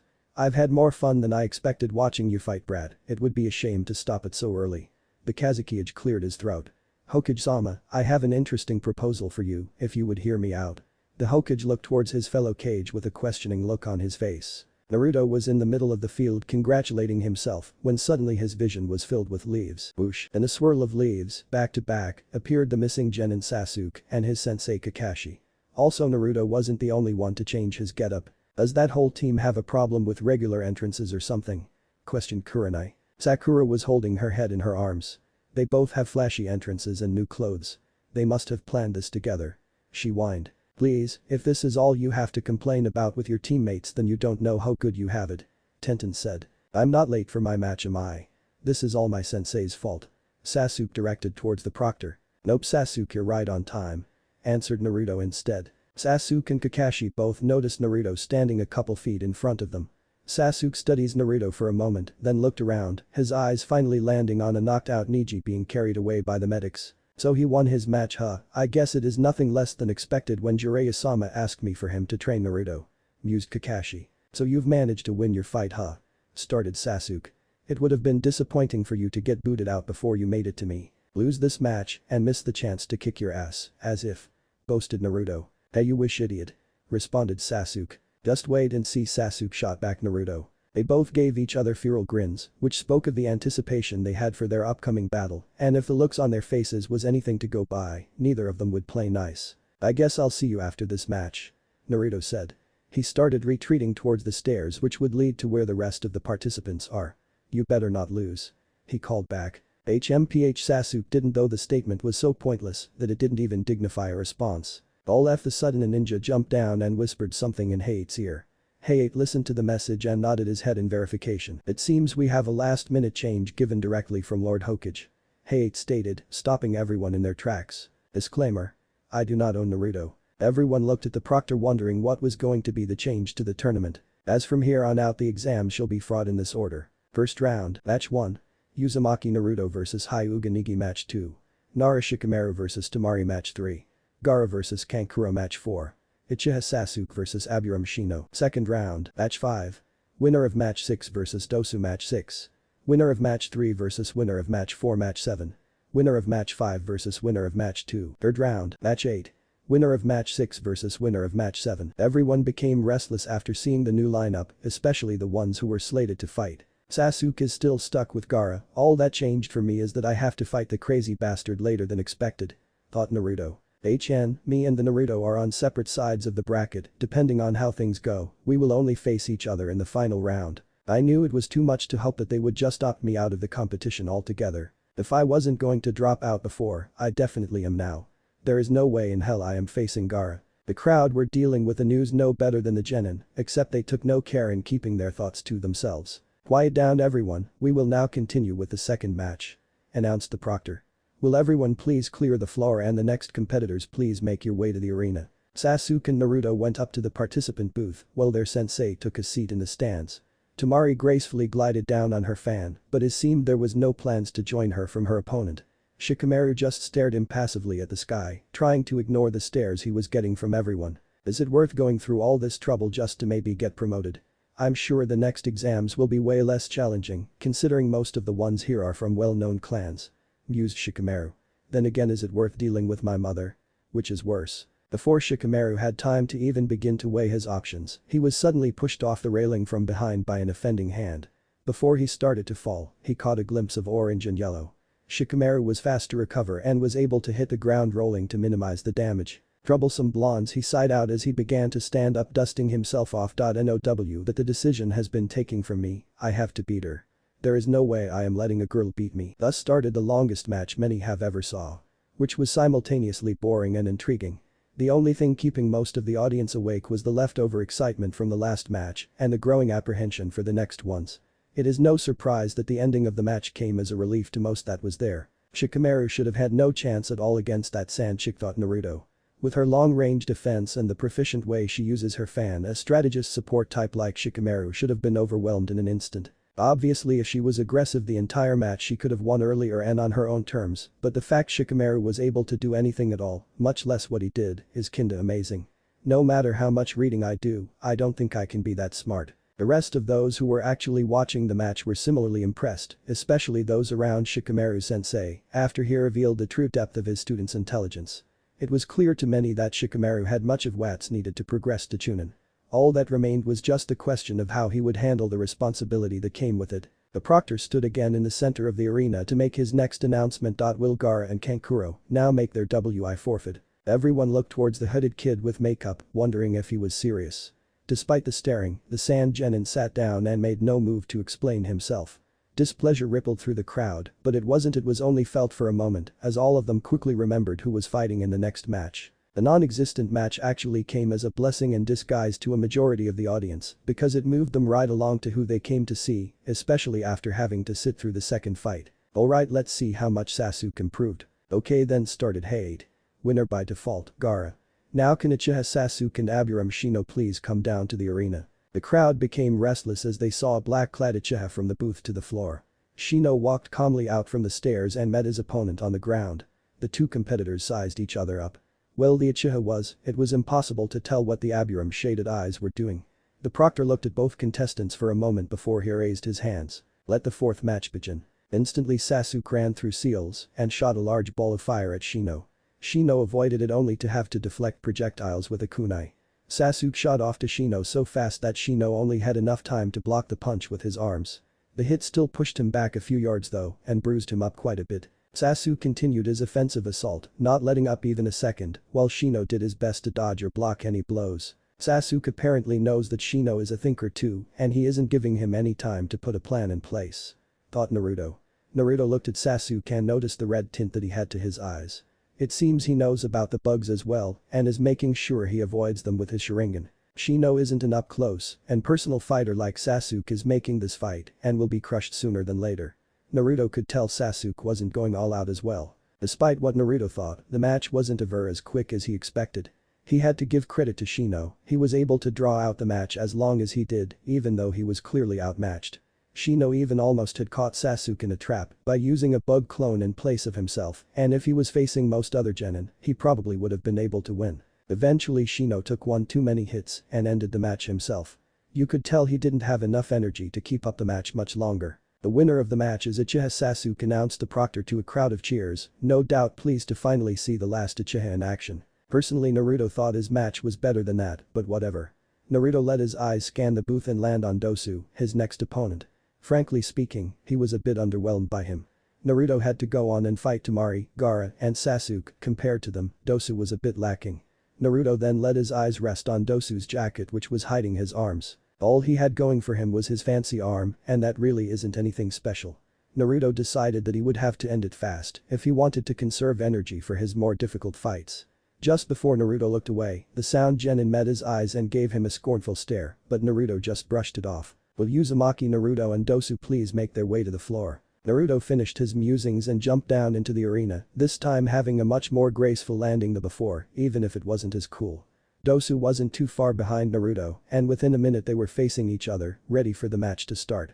Naruto in a position to react to anything, and Dosu with most of his body still covered by his jacket. "If both competitors are ready," said the proctor. "Then let the match begin." Before Naruto could even blink, Dosu took his melody arm out and smashed his fist into the ground, sending a shock wave bursting through the surrounding area. Naruto quickly jumped back to avoid the unexpected attack. The ground around the Dosu broke up and a distinct whistling was heard in the air. For Naruto, there was no doubt that more than just his hearing would have been damaged if he was in range of the impact. "Give up now," taunted Dosu. "I would hate for the crowd to see your body imploded into tiny pieces." Naruto, now a good distance from Dosu, noticed that something was different about his foe from the last time he saw him. It took him no time at all to see that it was his arm and how it looked bigger and deadlier than before. "I see you have noticed the new features to my arm," remarked Dosu. "After my comrade was defeated in the preliminaries, I felt that he could still contribute even if he couldn't manage to get here. Not only can I amplify sound waves, but I can control the amount of air pressure. Then I can combine both and shoot it in a wave that affects all senses." Naruto did see that Dosu now appeared to have a hole in his one hand, which gave credence to his words. Dosu's previous ability added to that of his teammate made a dangerous combination. It probably had the potential to incapacitate many higher rank shinobi if even grazed by a blast. It seemed the spectators came up with the same conclusion because they became rowdy at the thought of another interesting match. Several of the ninjas watching started focusing more on the weapon than who was using it, understanding the possibilities able to be done with it. Kakashi looked down at his student in concern. He wasn't there to witness how Naruto overcame his first fight, but he knew this fight would require a completely different tactic. He wasn't aware how much Naruto had improved, but from what he knows of his genin, he couldn't help but worry. Naruto, on the other hand, wasn't worried at all. In fact, his plans didn't change at all, he only might just have to be more aggressive than he previously planned. He reached into his leg pouch and took out a single kunai in his hand. "That's nice and all, and while I am sure that you could probably hurt me a lot if you get me," Naruto got in position to launch off his feet. "You're not going to be able to touch me at all," and with that Naruto sped off straight to Dosu. "That idiot, what is he doing?" shouted Sakura. "Stupid like always," Sasuke said. "Is he really going to try the same thing he did with Neji?" said Tenten. "Yes. Show your youth, Naruto-kun," shouted in sync the two green monstrosities. "You must be dumber than I thought," said Dosu. He then pointed his arm at the approaching, decapitating echo airwaves. A violent blast of sound was shot towards Naruto at a remarkable speed. Naruto didn't look capable of changing his course in time, but just before the attack met him, Naruto appeared to shift several yards to the right, escaping the blast completely. "What the hell?" yelled Dosu. Grrrrrr. "You think you're so fast, eat this." Dosu stated to shoot wave after wave at Naruto, each altering in size and shape to try to catch the speeding shinobi. All of it was in vain though, for Naruto avoided them all, being able to move from side to side at high speeds. To the untrained eyes though, it looked as if he was appearing from one position to the next instead of zigzagging up the arena. "His speed might be faster than mine," Sasuke uttered. Sasuke and Kakashi simultaneously. Everyone else who have already had a taste of his speed were still surprised at it, just not to the extent of the teacher and student duo. Dosu was getting worried after seeing all of his failed attempts to stop the blonde. He started gathering his chakra for a massive attack since he was desperate. Ag, de. Extreme decapitating echo drill. A giant wall of violent sound distorted the air and launched itself forward. It was so wide that it would be close to impossible to go around it in time. Naruto, seeing the devastating attack, started gathering wind-natured chakra into his right hand and coating the kunai with it.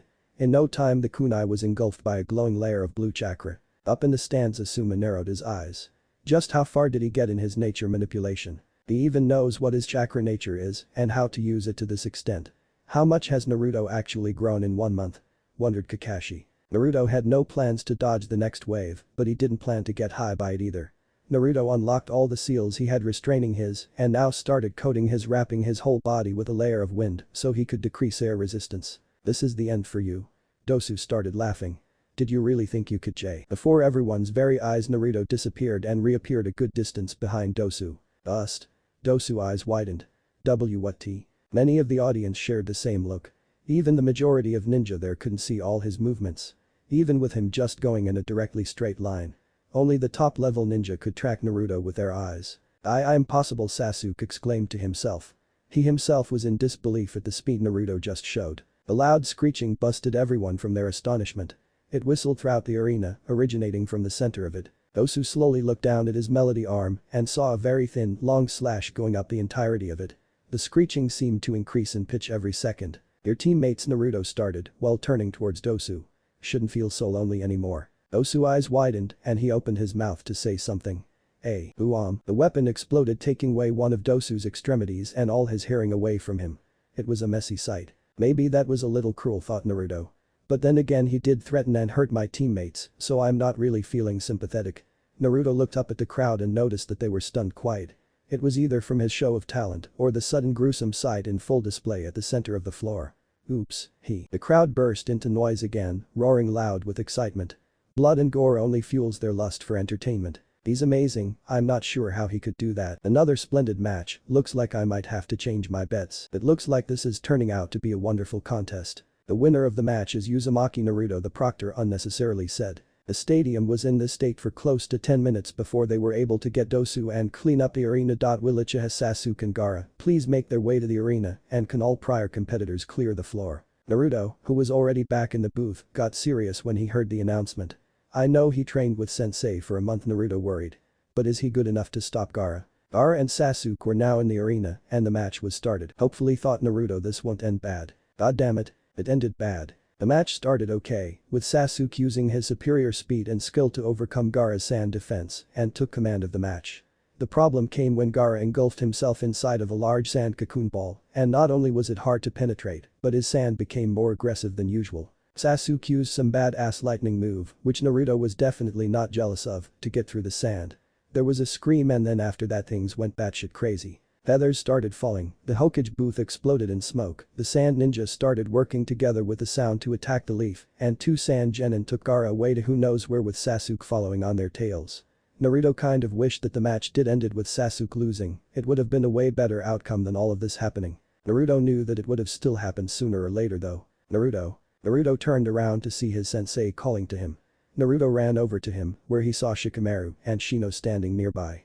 Yes, Kakashi-sensei. Naruto listened carefully, you must chase after Sasuke to make sure he doesn't die and stop whatever the sand genin are up to. Kakashi said in the same tone he used when they first faced Zabuza. I am giving you your first S-rank mission, take this extremely serious. He stared at all of us to see if we understood the weight of the situation. Once he was satisfied he said, now hurry. Kakashi then jumped into the battle raging around them. Alright. Let's go save the day. Naruto said, pounding his fist into his palm. Shino just pushed his glasses up. Man, what a drag. Naruto was alone again, but at least this time he knew where the sand siblings were and had caught up to them.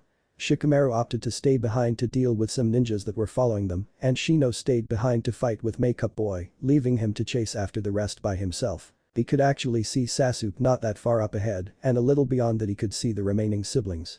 It looks as though Gaara is a little unstable though, and considering his normal state, that was really saying something.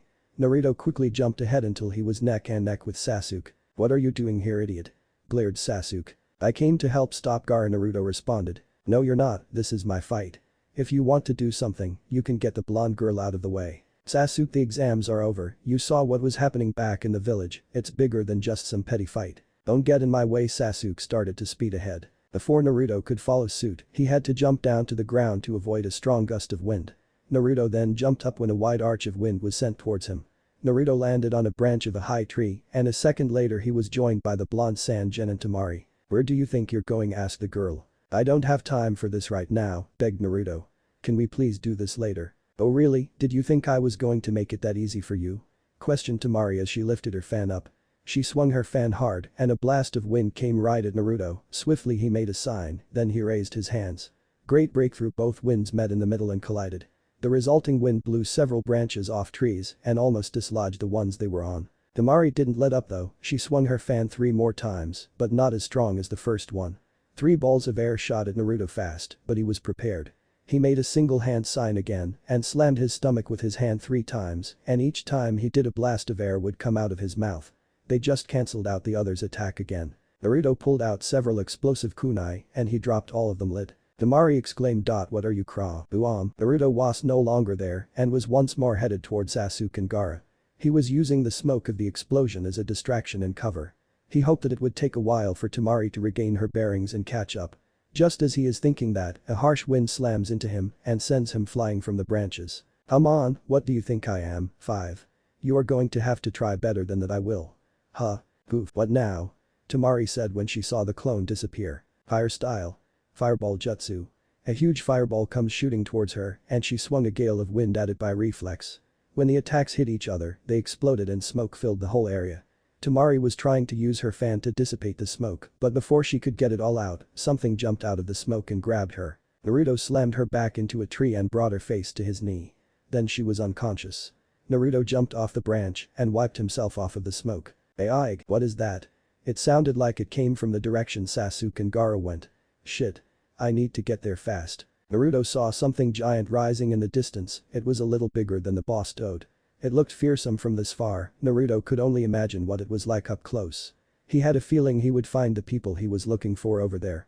He just needed to get over there right now, before that thing crushes them. Naruto felt a hot tug from his navel looking at the monster. "I'm finally free, the beast screamed in pleasure.